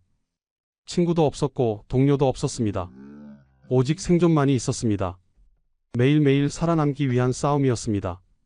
그리고 밤이 되면 또 다른 공포가 시작되었습니다. 밤 10시가 되면 감찰 상궁들이 순찰을 돌았습니다. 각 방을 돌며 궁녀들이 제대로 자고 있는지 확인했습니다. 혹시 몰래 일어나 있는 궁녀는 없는지, 혹시 다른 궁녀와 속닥이는 궁녀는 없는지 감시했습니다. 만약 밤에 일어나 있는 궁녀가 발견되면 즉시 신문 받았습니다. 왜 일어나 있었느냐? 무슨 일을 하려 했느냐? 누구와 만나려 했느냐? 아무리 그냥 잠이 안 와서라고 대답해도 소용없었습니다. 의심받았습니다. 그리고 처벌받았습니다. 그리고 가끔씩, 정말 가끔씩 밤에 비명소리가 들렸습니다. 신문청에서 들려오는 비명소리였습니다. 누군가 지금 고문당하고 있다는 것을 의미했습니다. 궁녀들은 이불을 뒤집어쓰고 귀를 막았습니다. 하지만 그 소리는 막을 수 없었습니다. 담을 넘어, 건물을 넘어 귀를 파고들었습니다. 언제 내 차례가 올까? 내일은 내가 끌려가는 건 아닐까? 나도 저렇게 비명을 지르게 되는 건 아닐까? 이런 생각들이 궁녀들의 머릿속을 맴돌았습니다. 잠을 잘 수 없었습니다. 악몽을 꿨습니다. 자신이 신문청에 끌려가 고문당하는 꿈을 꿨습니다. 그리고 악몽에서 깨어나면 꿈이었구나 하고 안도했습니다. 하지만 동시에 알았습니다. 이것이 현실이 될 수도 있다는 것을. 참고 또 참았습니다. 견디고 또 견뎠습니다. 하루하루 살아남기 위해 온 힘을 다했습니다. 완벽하게 일했습니다. 실수하지 않으려고 노력했습니다. 상궁의 눈치를 봤습니다. 동료를 경계했습니다. 하지만 아무리 조심해도, 아무리 완벽하게 일해도 운명은 피할 수 없었습니다. 1766년 11월 그 운명의 날이 다가오고 있었습니다. 한 사람의 거짓말이 50명의 궁녀를 지옥으로 몰아넣을 그날이 다가오고 있었습니다. 1766년 11월 3일 한 사람이 궁궐 문 앞에 나타났습니다. 나경원 49세 무명의 선비였습니다. 그는 경기도 광주 출신으로 과거에 여러 번 응시했지만 모두 낙방했습니다. 벼슬길에 나가지 못한 채 평생 가난하게 살았습니다. 그런 그가 손에 상소문 한 장을 들고 궁궐 문을 두드렸습니다. 급히 아랠 일이 있사옵니다. 국가의 중대사이옵니다. 문을 지키던 수문장이 물었습니다. 무슨 일이냐? 상소는 정해진 절차에 따라 제출해야 한다. 하지만 나경원은 고집했습니다. 이것은 영모에 관한 일이옵니다. 당장 임금께 아뢰어야 하옵니다. 영모. 그 단어를 듣는 순간 분위기가 달라졌습니다. 조선시대의 영모는 가장 중대한 범죄였습니다. 나라를 뒤엎으려는 모반이었으니까요. 수문장은 즉시 상급자에게 보고했고 나경원은 궁궐 안으로 들어갈 수 있었습니다. 영조 42년 11월 3일 오후 3시경 나경원의 상소가 영조에게 전달되었습니다. 73세의 노왕 영조는 상소를 읽기 시작했습니다. 그리고 읽으면 읽을수록 그의 얼굴이 굳어졌습니다. 상소의 내용은 충격적이었습니다. 사도세자께서 영모를 꾀하고 계십니다. 세자는 신하들과 은밀히 만나 왕위를 빼앗을 계획을 세우고 있습니다. 그리고 그 계획에 궁녀들이 연루되어 있습니다. 궁녀들이 세자와 신하들 사이의 비밀 서신을 전달하고 있습니다. 영조는 격분했습니다. 사도세자는 영조의 아들이었습니다. 하지만 영조와 사도세자의 관계는 좋지 않았습니다. 아니, 좋지 않은 정도가 아니라 최악이었습니다. 영조는 사도세자를 미워했고 사도세자는 영조를 두려워했습니다. 사실 그로부터 5년 전인 1762년 영조 38년에 끔찍한 사건이 있었습니다. 영조가 사도세자를 뒤주 속에 가둬 죽인 것입니다. 8일 동안 뒤주 속에 갇힌 사도세자는 굶주림과 더위로 죽었습니다. 28세의 나이였습니다. 하지만 나경원의 상소는 1766년의 일이었습니다. 사도세자가 죽은 지 4년이 지난 시점이었습니다. 그렇다면 나경원은 대체 무슨 말을 하고 있었던 걸까요? 사실 나경원의 상소는 애초부터 모순투성이었습니다. 이미 죽은 사도세자가 어떻게 영모를 꾸밀 수 있습니까? 하지만 나경원은 교묘하게 말을 바꿨습니다. 사도세자가 살아있을 때 영모를 계획했고 그 계획에 연루된 자들이 아직 궁궐에 있다는 것이었습니다. 그리고 구체적으로 50여 명의 궁녀 이름을 거론했습니다. 이 궁녀들이 사도세자의 영모에 가담했습니다. 이들이 비밀 서신을 전달했습니다. 이들이 세자와 신하들의 밀회를 주선했습니다. 영조는 믿고 싶지 않았습니다. 하지만 동시에 의심하지 않을 수 없었습니다. 혹시 정말 그런 일이 있었던 것은 아닐까? 혹시 아직도 영모를 꾸미는 자들이 궁궐 안에 숨어 있는 것은 아닐까? 영조는 평생 의심 속에서 살았습니다. 신하들을 믿지 못했습니다. 아들도 믿지 못했습니다. 심지어 자기 자신도 믿지 못했습니다. 그래서 항상 불안했습니다. 항상 누군가 자신을 배신할까 두려워했습니다. 항상 누군가 영모를 꾸밀까 걱정했습니다. 나경원의 상소는 바로 그 불안과 의심을 파고들었습니다. 영조는 결정을 내렸습니다. 즉시 조사하라. 의금부는 관련자들을 모두 체포하라. 진실을 밝혀내라. 1766년 11월 4일 의금부가 움직이기 시작했습니다. 나경원이 거론한 50여 명의 궁녀 명단이 작성되었습니다. 그리고 한 명씩 체포하기 시작했습니다. 가장 먼저 체포된 것은 친방 제조상궁 김씨였습니다. 48세, 25년간 궁궐에서 일해온 베테랑 상궁이었습니다. 그녀는 사도세자가 살아있을 때 세자궁 친방을 총괄했습니다. 따라서 만약 영모가 있었다면 그녀가 알았을 것이라는 논리였습니다. 김씨 상궁은 당황했습니다. 무슨 말씀이십니까? 저는 아무것도 모릅니다. 하지만 의금부는 들으려 하지 않았습니다. 일단 신문청으로 가자. 거기서 자세히 이야기하면 된다. 김씨 상궁은 끌려갔습니다. 그 다음은 친방 나인들이었습니다. 정씨, 이씨, 박씨, 최씨 한 명씩 불려나갔습니다. 너희들은 세자 처소를 드나들지 않았느냐?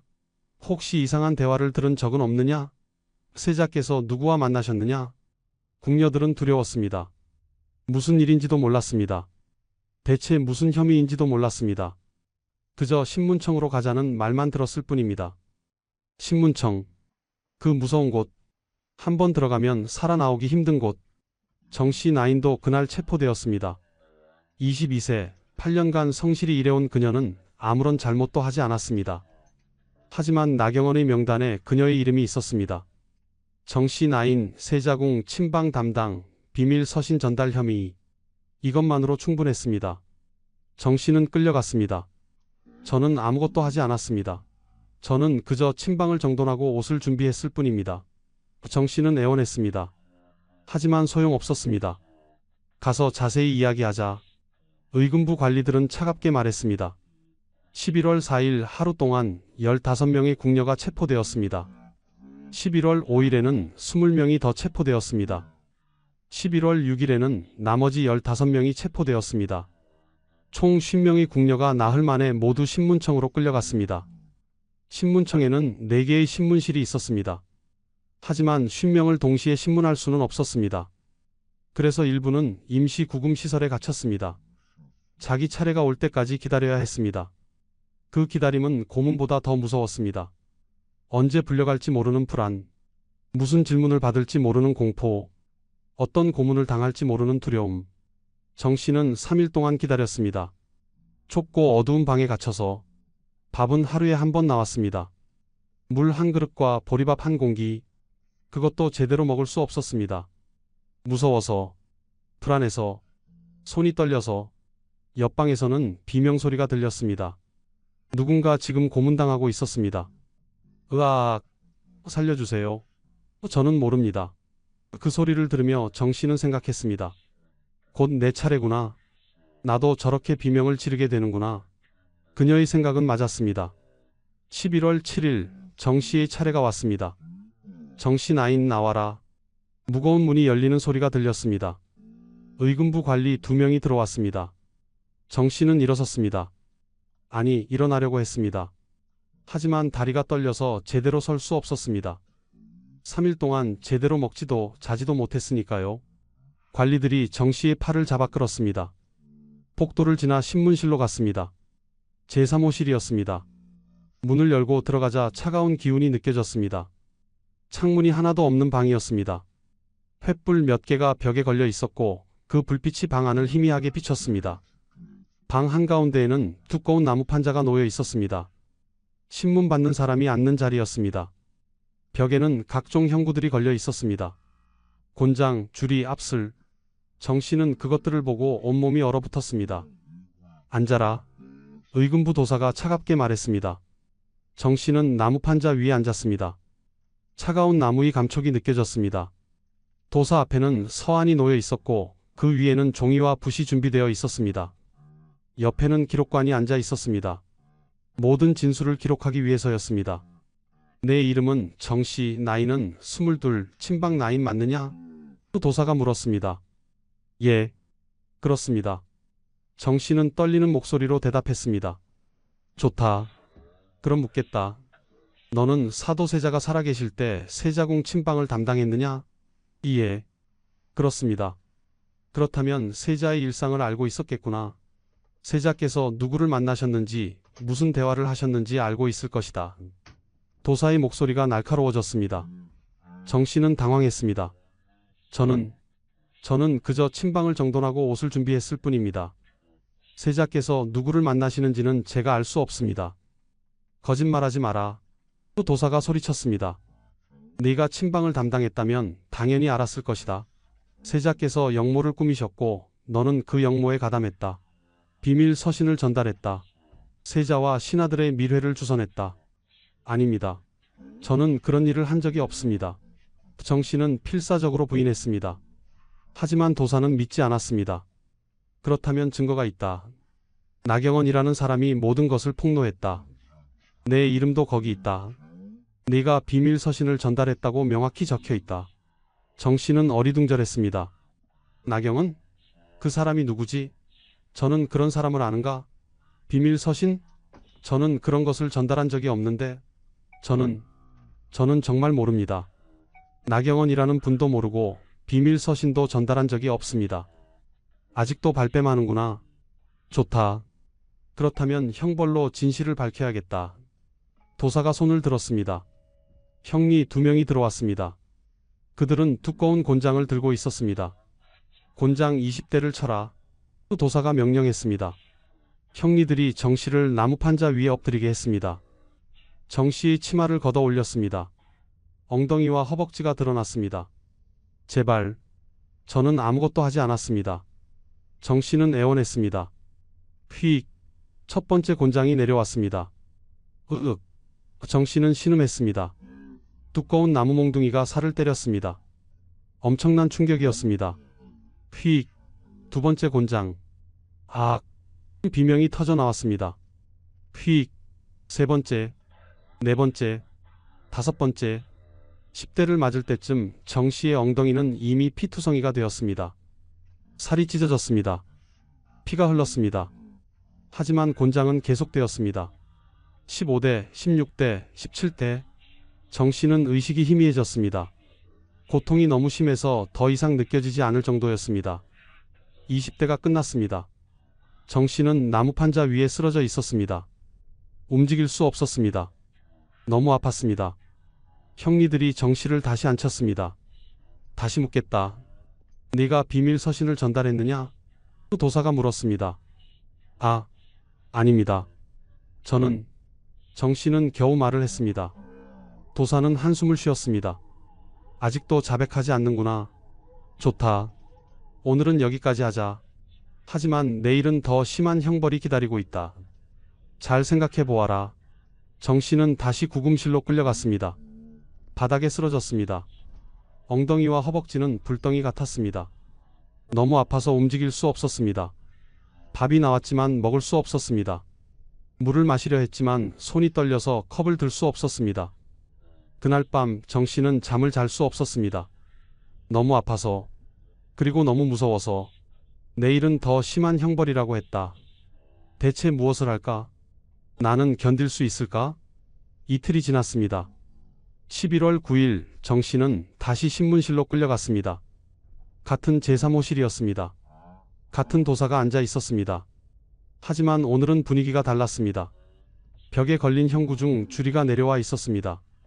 정 씨, 이틀 동안 잘 생각해 보았느냐? 도사가 물었습니다. 저는 정말 아무것도 하지 않았습니다. 정 씨는 떨리는 목소리로 대답했습니다. 도사는 고개를 저었습니다. 아직도 거짓말하는구나. 좋다. 오늘은 주리를 틀겠다. 주리. 그 단어를 듣는 순간 정 씨는 온몸이 얼어붙었습니다. 주리는 조선시대 가장 잔인한 고문 중 하나였습니다. 다리뼈가 부서지는 고통이었습니다. 한 번 주리를 당하면 평생 절름발이가 되었습니다. 형리들이 정 씨를 바닥에 눕혔습니다. 다리를 펴게 했습니다. 발목과 무릎 사이에 2개의 두꺼운 막대기를 댔습니다. 그리고 양쪽에서 끈으로 묶었습니다. 제발 살려주십시오. 정 씨는 애원했습니다. 자백하면 멈추겠다. 네가 비밀 서신을 전달했다고 인정하면 된다. 도사가 말했습니다. 하지만 저는 정말 하지 않았습니다. 정 씨는 울먹였습니다. 조여라. 도사가 명령했습니다. 형리들이 끈을 당기기 시작했습니다. 막대기가 다리를 압박했습니다. 처음에는 약간 불편한 정도였습니다. 하지만 점점 더 조여졌습니다. 압력이 증가했습니다. 정 씨는 신음했습니다. 막대기가 살을 파고들었습니다. 더 조여졌습니다. 고통이 밀려왔습니다. 더 조여졌습니다. 이제 막대기는 뼈에 닿았습니다. 정강이 뼈를 압박했습니다. 뼈가 삐걱거렸습니다. 부러질 것 같았습니다. 으아악! 살려주세요. 제발. 정 씨는 비명을 질렀습니다. 자백하느냐? 네가 비밀 서신을 전달했다고 인정하느냐? 도사가 물었습니다. 아닙니다. 저는 정말. 정 씨는 거의 의식을 잃을 것 같았습니다. 더 조여라. 도사가 명령했습니다. 형리들이 끈을 더 세게 당겼습니다. 딱 뼈가 부러지는 소리가 들렸습니다. 으아악! 정 씨의 비명이 신문청 전체에 울려 퍼졌습니다. 담을 넘어 궁궐 전체에 퍼졌습니다. 침전에서 잠을 청하던 궁녀들이 그 소리를 들었습니다. 정 씨는 기절했습니다. 고통이 너무 심해서 의식을 잃었습니다. 형리들이 찬물을 끼얹었습니다. 정 씨는 깨어났습니다. 정 씨는 신음했습니다. 다리는 이미 부러져 있었습니다. 피가 흘렀습니다. 오늘은 여기까지 하자. 내일 다시 신문하겠다. 도사가 말했습니다. 정 씨는 다시 구금실로 끌려갔습니다. 아니, 끌려갔다기보다는 끌려져 갔습니다. 다리를 쓸 수 없었으니까요. 형리들이 정 씨의 팔을 잡고 질질 끌고 갔습니다.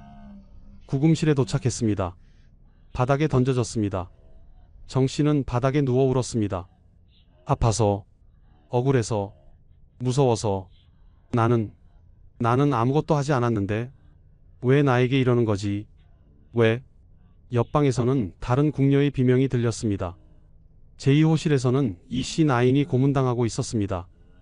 제1호실에서는 김씨 상궁이 고문당하고 있었습니다. 제4호실에서는 박씨 무수리가 고문당하고 있었습니다. 신문청의 4개 방에서 동시에 비명이 울려 퍼졌습니다. 1766년 11월 9일 밤 창경궁은 지옥이었습니다. 그리고 이것은 시작에 불과했습니다. 앞으로 3개월 동안 50명의 궁녀가 이런 고문을 당하게 됩니다.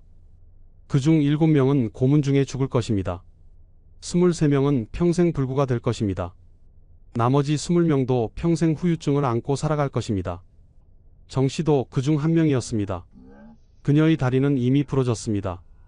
설령 살아남는다 해도 다시는 제대로 걸을 수 없을 것입니다. 22살 젊은 여인의 인생이 한순간에 무너졌습니다.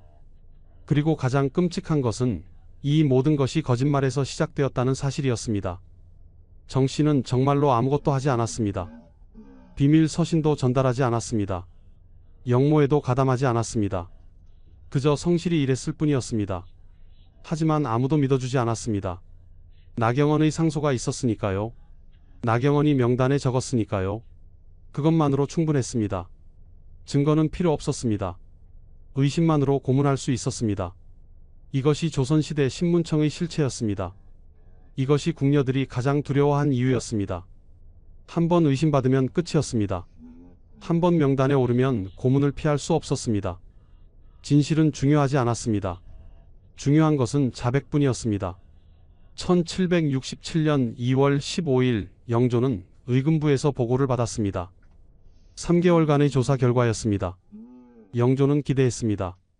드디어 영모의 전모가 밝혀질 것이라고, 드디어 사도세자의 영모에 가담한 자들이 모두 처벌될 것이라고. 하지만 의금부 도사의 보고는 영조의 예상과 달랐습니다. 전하, 3개월간 50명의 궁녀를 신문했사옵니다. 하지만 어떠한 증거도 발견하지 못했사옵니다. 뭐, 증거가 없다고? 영조는 놀랐습니다. 그렇다면 비밀 서신은? 밀회의 증거는? 나경원이 말한 모든 것은? 도사는 고개를 숙였습니다. 전하, 비밀 서신은 발견되지 않았사옵니다. 밀회의 증거도 없사옵니다. 그 어떠한 물증도 없사옵니다. 그렇다면 자백은? 궁녀들이 자백했을 것 아니냐? 영조는 다그쳤습니다. 도사는 더욱 고개를 숙였습니다. 전하, 자백도 일관성이 없사옵니다. 김씨 상궁은 처음에 자백했다가 나중에 번복했사옵니다. 이씨 나인은 끝까지 부인했사옵니다. 정씨 나인도 부인했사옵니다. 영조는 혼란스러웠습니다. 그렇다면 영모는 없었다는 말이냐? 도사는 조심스럽게 대답했습니다. 전하, 신이 보기에 나경원의 고변은 사실이 아닌 것 같사옵니다. 그의 주장을 뒷받침할 증거가 전혀 없사옵니다. 영조는 충격을 받았습니다. 그렇다면 지난 3개월 동안 무슨 일을 한 것입니까? 50명의 궁녀를 고문한 것이 무엇을 위한 것이었습니까? 7명이 죽고 23명이 불구가 된 것이 헛된 일이었단 말입니까? 나경원을 당장 잡아오라. 영조가 명령했습니다. 의금부는 즉시 나경원을 체포했습니다. 나경원은 지난 3개월 동안 자기 집에서 조용히 살고 있었습니다. 혹시나 포상이라도 받을까 기대하며 기다리고 있었던 것입니다. 나경원은 의금부로 끌려왔습니다. 영조가 직접 신문했습니다. 네가 고변한 영모의 증거는 어디 있느냐? 비밀 서신은? 증인은? 나경원은 당황했습니다. 그것은 말해보아라. 네가 어떻게 그 모든 것을 알았느냐? 네가 궁궐에 들어온 적도 없고 궁녀들을 만난 적도 없지 않느냐? 영조의 목소리가 떨렸습니다. 분노로 그리고 슬픔으로. 나경원은 더 이상 버틸 수 없었습니다. 전하, 용서하소서. 신이 거짓말을 했사옵니다. 법정이 술렁이었습니다. 영조는 믿을 수 없다는 표정이었습니다. 거짓말이라고? 모두 거짓말이었단 말이냐? 나경원은 고개를 조아렸습니다. 그렇다옵니다. 신이 벼슬을 얻고 싶어서, 신이 가난에서 벗어나고 싶어서 거짓으로 고변을 했사옵니다. 진실이 밝혀졌습니다. 나경원은 평생 과거에 낙방하고 가난하게 살았습니다. 49세가 되도록 벼슬 하나 얻지 못했습니다. 그는 생각했습니다. 영모를 고발하면 포상을 받을 것이다. 그러면 벼슬을 얻을 수 있을 것이다. 그래서 거짓 상소를 꾸몄습니다. 이미 죽은 사도세자를 영모의 주모자로 지목했습니다. 죽은 사람은 변명할 수 없으니까요. 그리고 무작위로 궁녀 50명의 이름을 적었습니다. 누가 어떤 일을 하는지도 몰랐습니다. 그저 듣거나 본 적 있는 이름들을 적었을 뿐입니다. 비밀 서신? 없었습니다. 밀회? 없었습니다. 증거? 없었습니다. 모든 것이 나경원의 상상이었습니다. 거짓말이었습니다. 벼슬을 얻기 위한 사기였습니다. 영조는 분노했습니다. 하지만 동시에 자책했습니다. 짐이 속았구나. 짐이 무고한 사람들을 고문했구나. 짐이 7명을 죽게 만들었구나. 영조는 밤새 잠을 이루지 못했습니다. 1767년 2월 20일 나경원에 대한 판결이 내려졌습니다. 능지처참. 조선시대 가장 잔인한 형벌이었습니다. 사지를 찢어 죽이는 형벌이었습니다. 몸을 여러 조각으로 나누어 죽이는 형벌이었습니다. 2월 25일 형이 집행되었습니다. 한양 저작거리에서 공개 처형되었습니다. 수많은 백성들이 지켜봤습니다. 나경원은 처형대에 묶였습니다. 사형수들이 나경원의 팔다리를 묶었습니다. 그리고 네 방향으로 당겼습니다. 나경원은 비명을 질렀습니다. 으악! 하지만 아무도 동정하지 않았습니다. 백성들은 오히려 환호했습니다. 저놈 때문에 무고한 궁녀들이 고문당했다. 저놈 때문에 7명이 죽었다. 응당한 벌이다. 팔이 찢어졌습니다. 다리가 찢어졌습니다. 나경원은 살아서 자신의 몸이 찢어지는 것을 봤습니다. 고통은 말로 표현할 수 없었습니다. 그리고 마침내 죽었습니다. 하지만 형벌은 거기서 끝나지 않았습니다. 나경원의 시신은 거리에 며칠간 방치되었습니다. 경고의 의미였습니다. 거짓 고변을 하면 이렇게 된다. 그리고 나경원의 가족들도 처벌받았습니다. 삼족이 멸문되었습니다. 아버지, 형제, 자식들이 모두 죽었습니다. 나경원의 이름은 역사에서 삭제되었습니다. 족보에서 이름이 지워졌습니다. 무덤도 만들어지지 않았습니다. 완전히 사라진 것입니다. 하지만 이미 늦었습니다. 이미 50명의 궁녀가 고문당했습니다. 이미 7명이 죽었습니다. 이미 23명이 불구가 되었습니다. 돌이킬 수 없었습니다. 정 씨는 어떻게 되었을까요? 그녀는 살아남았습니다. 하지만 두 다리는 부러져 있었습니다. 주리로 뼈가 부서졌으니까요. 곤장 80대를 맞아 척추도 손상되었습니다. 정 씨는 더 이상 걸을 수 없었습니다. 침방 일은 할 수 없게 되었습니다. 서서 일할 수 없으니까요. 정 씨는 수라간으로 강등되었습니다. 앉아서 할 수 있는 일을 했습니다. 채소를 다듬었습니다. 쌀을 씻었습니다.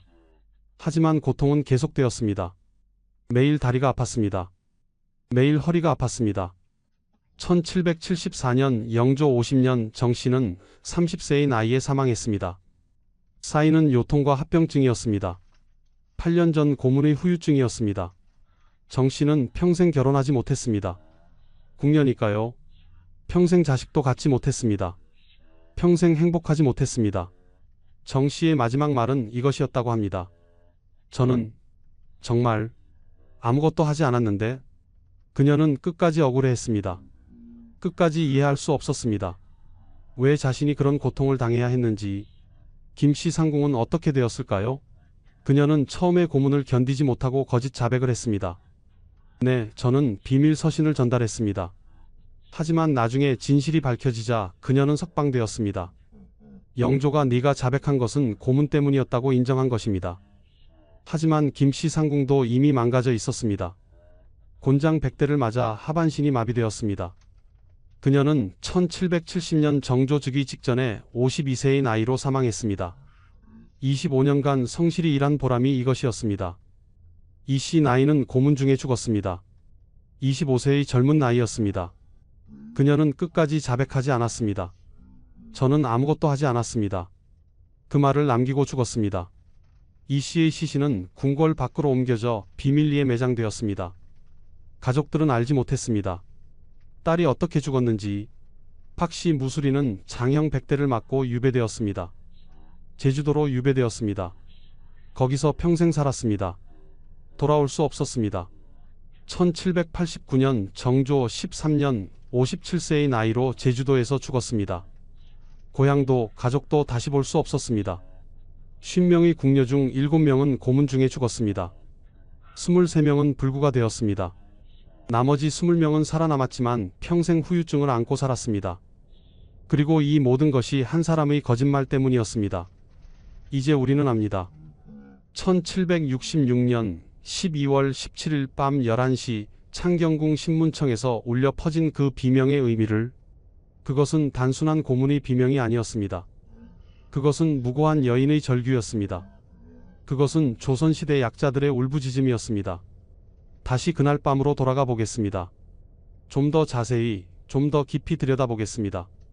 1766년 12월 17일 오후 11시 신문청 제3호실, 정씨 나인이 줄이 고문을 당하고 있었습니다. 닷새째 신문이었습니다. 의금부 도사 3명, 형리 2명, 기록관 1명이 방 안에 있었습니다. 도사 마지막으로 묻겠다. 네가 사도세자의 역모를 알고 있었느냐? 네가 비밀 서신을 전달했느냐? 정씨 모릅니다. 저는 정말 아무것도. 정씨의 목소리는 거의 들리지 않았습니다. 닷새 동안 제대로 먹지도 자지도 못했으니까요. 고문으로 몸이 망가져 있었으니까요. 하지만 도사는 들으려 하지 않았습니다. 도사 아직도 버티는구나. 줄이를 더 조여라. 형리들이 끈을 더 세게 당겼습니다. 막대기가 정씨의 다리를 더욱 압박했습니다. 뼈가 삐걱거렸습니다. 부러질 것 같았습니다. 정씨 살려주십시오. 바로 이 비명이었습니다. 바로 이 순간이었습니다. 이 비명이 신문청 밖으로 퍼져나갔습니다. 담을 넘어 궁궐 전체로 퍼져나갔습니다. 침전에서 잠을 청하던 수백 명의 궁녀들이 이 소리를 들었습니다. 침전에서 한 무수리가 이불을 뒤집어 썼습니다. 귀를 막았습니다. 들리지 않아. 하지만 소리는 계속 들렸습니다. 그녀는 떨었습니다. 내일은 나일지도 몰라. 수락 안에서 한 나인이 기도했습니다. 부디 저를 지켜주소서. 저는 아무 잘못도 하지 않았습니다. 하지만 신도 대답하지 않았습니다. 침방에서 한 상궁이 울었습니다. 조용히 아무 소리도 내지 않고 울었습니다. 정씨, 불쌍한 정씨. 정씨는 그녀의 후배였습니다. 8년 전 궁궐에 들어왔을 때 그녀가 가르쳤습니다. 성실하고 착한 아이였습니다. 그런 아이가 지금 저렇게 고문당하고 있었습니다. 신문청으로 돌아가 봅시다. 정씨는 이제 의식이 희미했습니다. 눈앞이 흐려졌습니다. 귀가 멍멍했습니다. 더 이상 고통도 느껴지지 않았습니다. 너무 아파서 감각이 마비된 것입니다. 딱 뼈가 부러지는 소리가 들렸습니다. 정씨의 정강이 뼈가 부러진 것입니다. 주리의 압력을 견디지 못한 것입니다. 정씨의 더 이상 비명도 나오지 않았습니다. 그저 신음만 나왔습니다. 정씨는 기절했습니다. 형리들이 확인했습니다. 아직 살아 있습니다. 찬물을 끼얹었습니다. 정씨는 깨어나지 않았습니다. 완전히 의식을 잃은 것입니다. 도사, 오늘은 여기까지 하자. 내일 다시 신문하겠다. 정씨는 구금실로 끌려갔습니다. 바닥에 던져졌습니다. 움직이지 않았습니다. 죽은 것처럼 보였습니다. 하지만 아직 살아 있었습니다. 미약하게 숨을 쉬고 있었습니다. 그날 밤 정씨는 꿈을 꿨습니다. 8년 전 자신이 처음 궁궐에 들어오던 날의 꿈이었습니다. 14살이었습니다. 어머니가 손을 잡고 궁궐 문까지 데려다 주었습니다. 어머니, 정씨야, 궁궐에 가면 열심히 일해야 한다. 실수하지 말고 상궁님 말씀 잘 듣고. 그러면 언젠가 너도 상궁이 될 수 있을 거야. 정씨, 네, 어머니. 열심히 할게요. 걱정하지 마세요. 어머니, 그래. 우리 딸 잘할 거야. 건강하게 지내라. 어머니는 울었습니다. 딸을 궁궐에 보내는 것이 슬펐습니다. 하지만 어쩔 수 없었습니다. 가난한 집안이었으니까요. 딸이 궁녀가 되면 적어도 굶지는 않을 것이니까요. 정씨는 어머니와 헤어졌습니다. 궁궐 문을 들어갔습니다. 그리고 8년이 흘렀습니다. 8년 동안 성실히 일했습니다. 한 번도 실수하지 않았습니다. 상궁님 말씀도 잘 들었습니다. 언젠가 상궁이 될 수 있을 거라 믿었습니다. 하지만 지금은 다리가 부러져 있었습니다. 척추가 손상되었습니다. 더 이상 걸을 수 없었습니다. 침방 일도 할 수 없었습니다. 상궁은커녕 궁녀로서의 삶도 끝난 것입니다. 정 씨는 꿈속에서 울었습니다. 어머니, 저는 아무 잘못도 하지 않았어요. 저는 열심히 일했어요. 그런데 왜 이렇게 된 거예요? 같은 시각 제1호실에서는 김씨 상궁이 신문받고 있었습니다. 48세, 25년간 궁궐을 지켜온 상궁이었습니다. 그녀는 이미 곤장 100대를 맞았습니다. 하반신이 거의 마비되었습니다. 도사 내가 사도세자의 역모를 알고 있었느냐?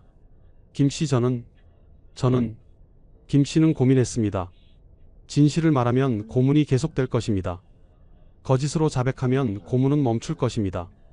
하지만 자백하면 죽을 수도 있습니다. 어떻게 해야 할까? 김씨는 결정했습니다. 거짓 자백을 하기로. 더 이상 고문을 견딜 수 없었으니까요. 김씨네, 저는 알고 있었습니다. 도사 무엇을 알고 있었느냐? 자세히 말해보아라. 김씨 세자께서 신하들과 만나셨습니다. 저는 그것을 보았습니다. 도사 그렇다. 역시 그랬구나. 계속 말해보아라. 김씨는 거짓말을 이어갔습니다. 아무 근거도 없는 말을 지어냈습니다. 도사는 만족스러워했습니다. 드디어 자백을 받아낸 것입니다. 김씨 상궁은 그날 밤 구금실로 돌아갔습니다. 고문은 멈췄습니다. 하지만 마음은 더 아팠습니다. 내가 거짓말을 했구나. 내가 무고한 사람들을 더 곤경에 빠뜨렸구나. 제2호실에서는 끔찍한 일이 벌어지고 있었습니다. 이씨 나인이 고문 중에 숨을 거둔 것입니다. 25세의 젊은 나이였습니다. 그녀는 앞슬 고문을 받다가 심장이 멈췄습니다. 무릎 위에 올라간 형리의 무게를 견디지 못한 것입니다. 도사어? 왜 대답이 없느냐? 형리가 확인했습니다. 죽었습니다. 도사쯧? 약한 것이. 기록하라. 이씨 나인 신문중 사망. 그것으로 끝이었습니다. 25년의 인생이 신문중 사망 4글자로 끝났습니다. 이씨의 시신은 밤중에 궁궐 밖으로 운반되었습니다. 비밀리에 매장되었습니다.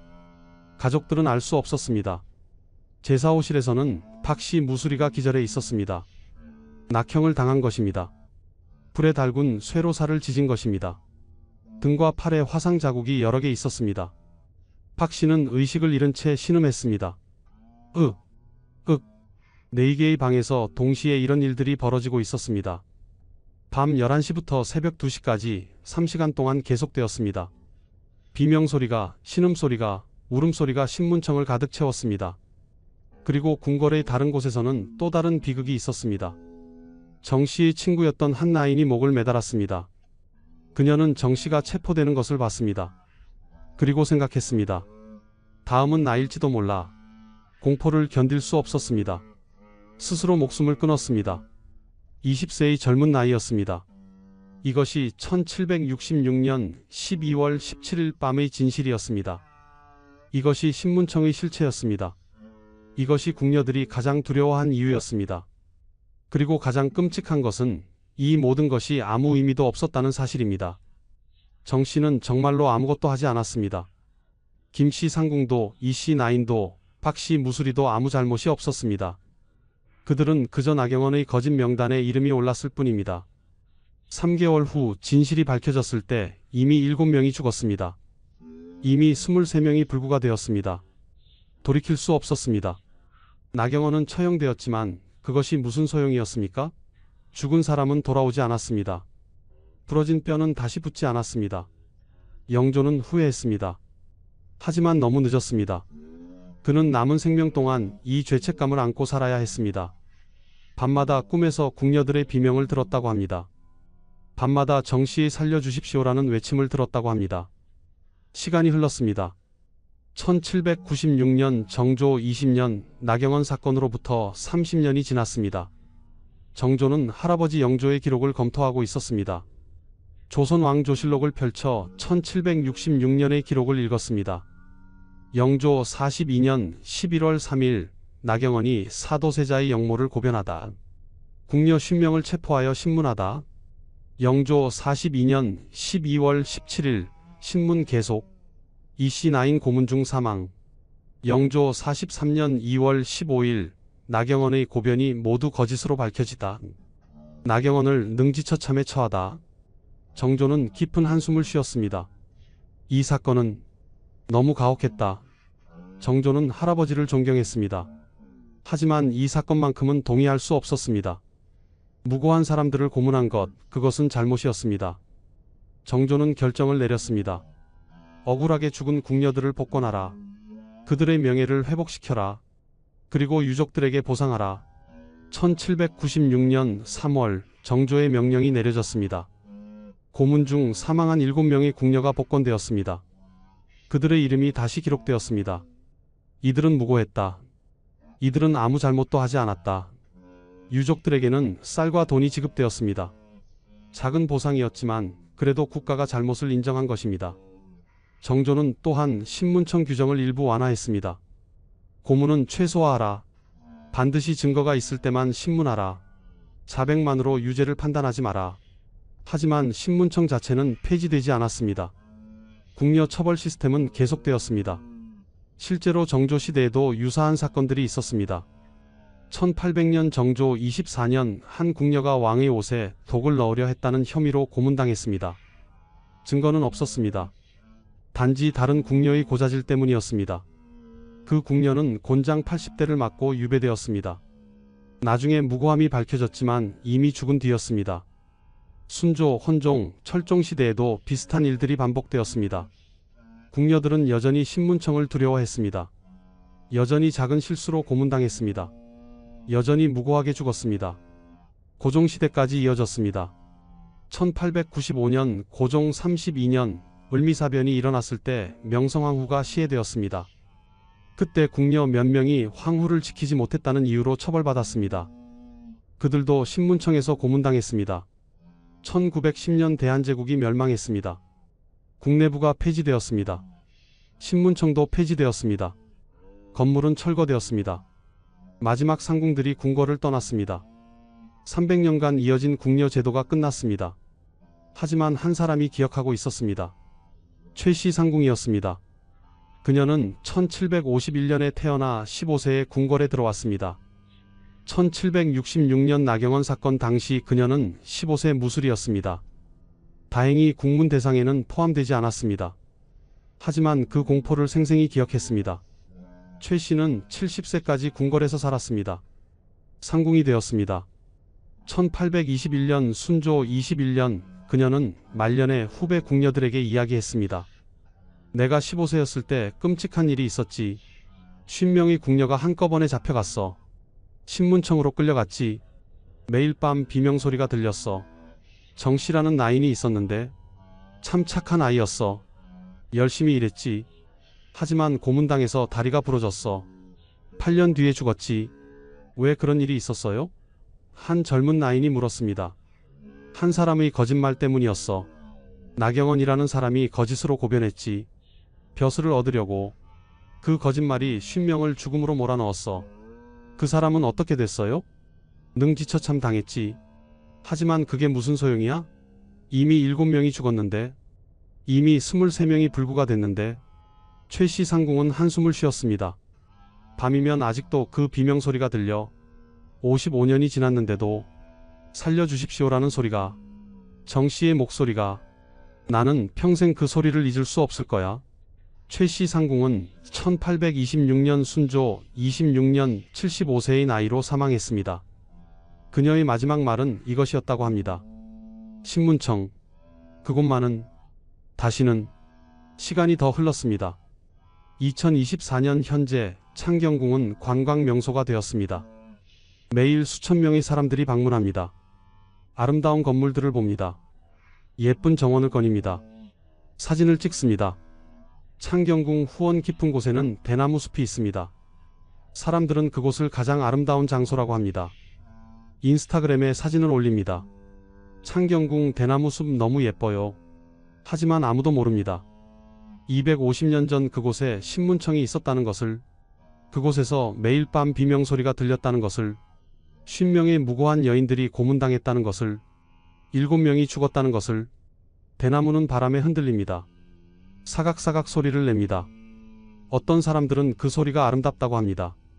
하지만 어떤 사람들은 그 소리 속에서 다른 것을 듣습니다. 희미한 비명소리를 살려주십시오 하는 외침을. 역사는 우리에게 무엇을 말하고 있을까요? 첫째, 권력은 약자를 향할 때 가장 잔인합니다. 영조는 신하들을 함부로 고문할 수 없었습니다. 대신들에게는 법적 절차가 있었습니다. 하지만 궁녀들에게는 아무런 보호도 없었습니다. 상소 한 장이면 충분했습니다. 의심만으로 고문할 수 있었습니다. 둘째, 의심은 증거 없이도 사람을 죽입니다. 나경원은 아무런 증거도 없었습니다. 그저 명단에 이름을 적었을 뿐입니다. 하지만 그것만으로 50명이 고문당했습니다. 영조의 의심, 그것이 50명을 지옥으로 몰아넣었습니다. 셋째, 시스템의 폭력은 개인의 폭력보다 무섭습니다. 의금부 도사는 개인적으로 궁녀들을 미워하지 않았을 것입니다. 형리들도 개인적 원한은 없었을 것입니다. 하지만 시스템이 그들에게 고문하라고 명령했습니다. 그래서 그들은 고문했습니다. 양심의 가책 없이. 넷째, 침묵은 공범입니다. 3,000명의 궁녀가 있었습니다. 그들은 알고 있었습니다. 정씨가 무고하다는 것을, 김씨 상궁이 억울하다는 것을. 하지만 아무도 말하지 않았습니다. 자신이 다음 희생자가 될까 두려워서 침묵했습니다. 그 침묵이 50명을 죽음으로 몰아넣었습니다. 다섯째, 3,000명의 궁녀, 그들도 누군가의 딸이었습니다. 누군가의 언니였고 누군가의 친구였습니다. 그들도 꿈이 있었습니다. 행복하고 싶었습니다. 사랑받고 싶었습니다. 하지만 시스템은 그들을 인간으로 보지 않았습니다. 그저 대체 가능한 부품으로 봤습니다. 정씨의 어머니는 딸이 어떻게 죽었는지 알았을까요? 아마 몰랐을 것입니다. 그저 딸이 병으로 죽었다는 소식만 들었을 것입니다. 어머니는 평생 딸을 그리워하며 살았을 것입니다. 내가 딸을 궁궐에 보내지 않았더라면, 내가 더 가난을 견뎠더라면, 이씨 나인의 가족은 어땠을까요? 25세 딸이 갑자기 죽었다는 소식을 들었을 때 아버지는 무너졌을 것입니다. 어머니는 미쳐버렸을지도 모릅니다. 동생들은 평생 언니를 기억했을 것입니다. 팍씨 무수리가 제주도 유배지에서 죽었을 때 고향에 있는 가족들은 알았을까요? 아마 몰랐을 것입니다. 그저 소식이 끊겼다고 생각했을 것입니다. 어쩌면 살아있을 거라고, 언젠가 돌아올 거라고 믿으며 평생을 기다렸을지도 모릅니다. 하지만 역사는 이들을 기억하지 않습니다. 조선 왕조실록에는 궁녀 50명을 신문하다라는 간단한 기록만 있을 뿐입니다. 이름도 나이도 그들의 꿈도 기록되지 않았습니다. 역사는 승자의 기록이라고 했습니다. 하지만 우리는 패자의 비명도 기억해야 합니다. 지금까지 조선시대 궁녀들이 가장 두려워한 장소, 신문청의 이야기였습니다. 1766년 밤에 울려 퍼진 비명의 의미를 살펴봤습니다. 50명의 무고한 여인이 겪은 고통을 들여다봤습니다. 이 이야기가 여러분께 작은 깨달음이 되길 바랍니다. 권력은 언제나 감시받아야 한다는 것, 의심만으로 사람을 처벌해서는 안 된다는 것, 약자의 목소리에 귀 기울여야 한다는 것, 그리고 역사의 어두운 면도 기억해야 한다는 것을. 창경궁 대나무 숲은 여전히 아름답습니다. 하지만 그 아름다움 뒤에는 비극이 있습니다. 우리가 그것을 기억할 때 같은 비극이 반복되지 않을 것입니다. 구독과 좋아요는 이런 숨겨진 역사를 더 많은 분들께 알리는 데 큰 힘이 됩니다. 여러분의 관심이 역사를 살아있게 만듭니다. 다음에 또 만나요.